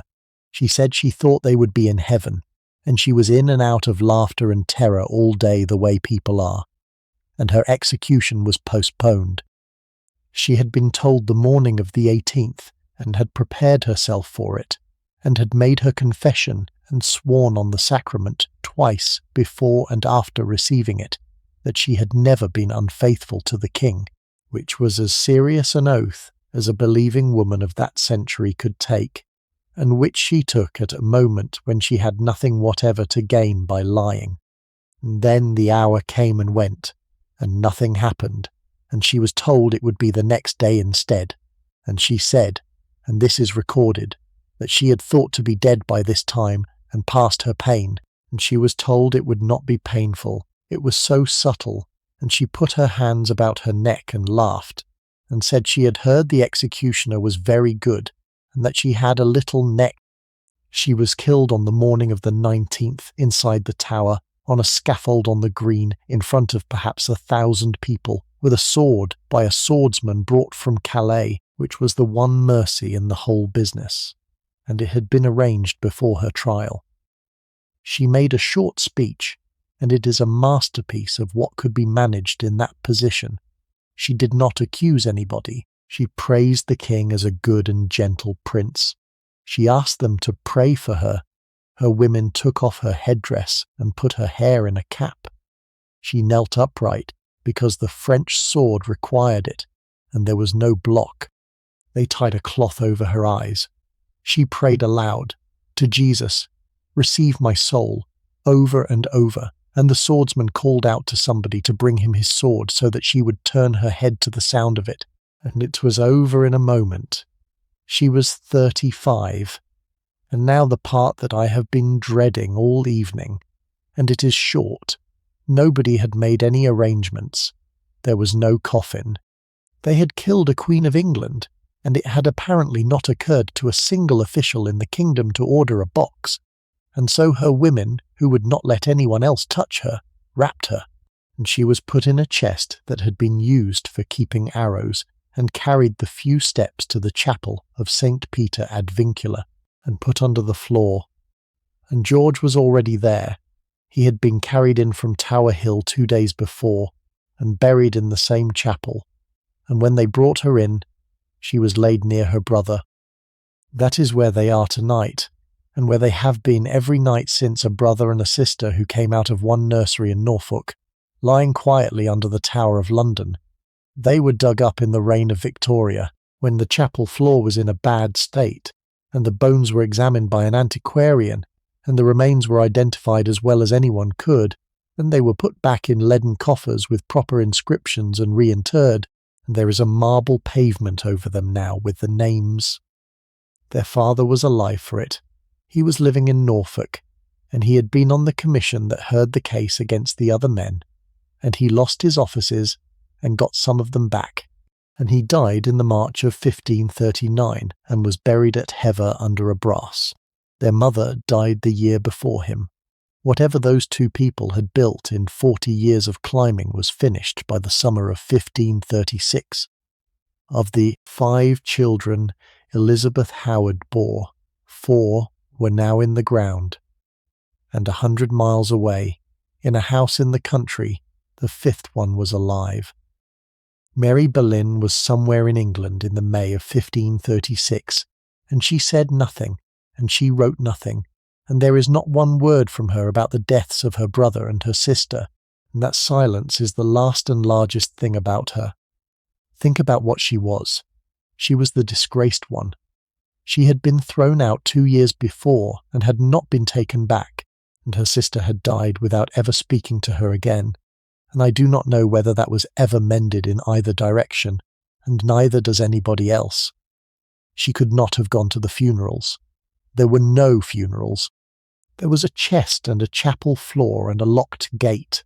She could not have gone to the Tower, and she would not have been let in, and the wisest thing that any surviving Boleyn could do in that summer was to be entirely silent in a house, a long way from London, and that is what she did.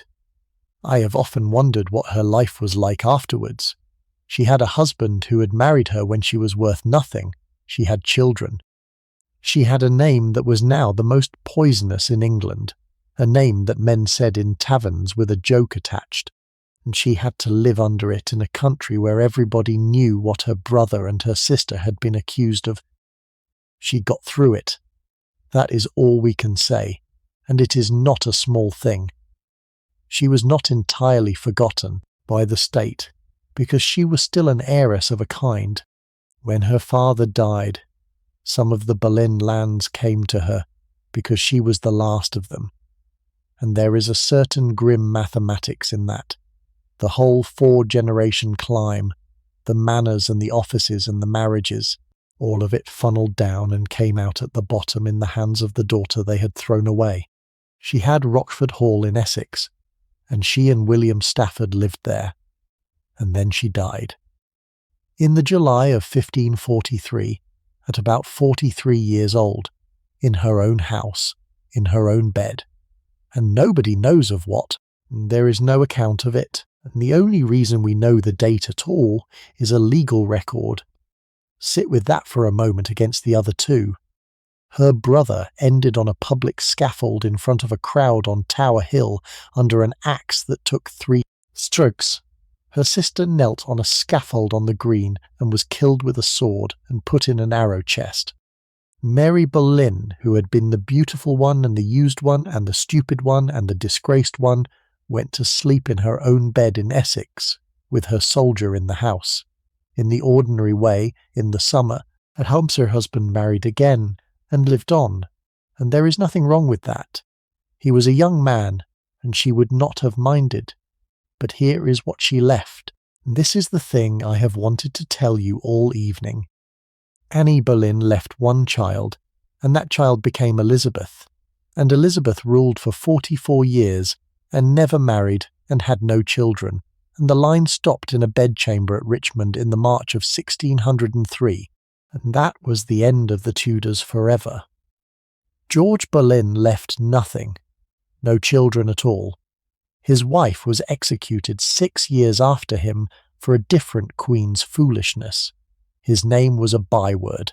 Everything he was, all that education, all that French, all that promise, ended on a hill on a May morning, and there was nobody to carry any of it on.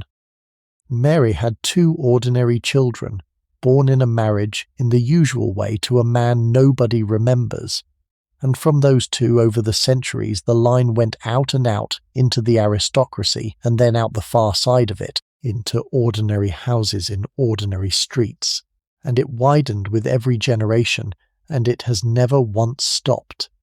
There are a very great many people alive tonight, in this country and in yours, who carry it, and most of them have no idea.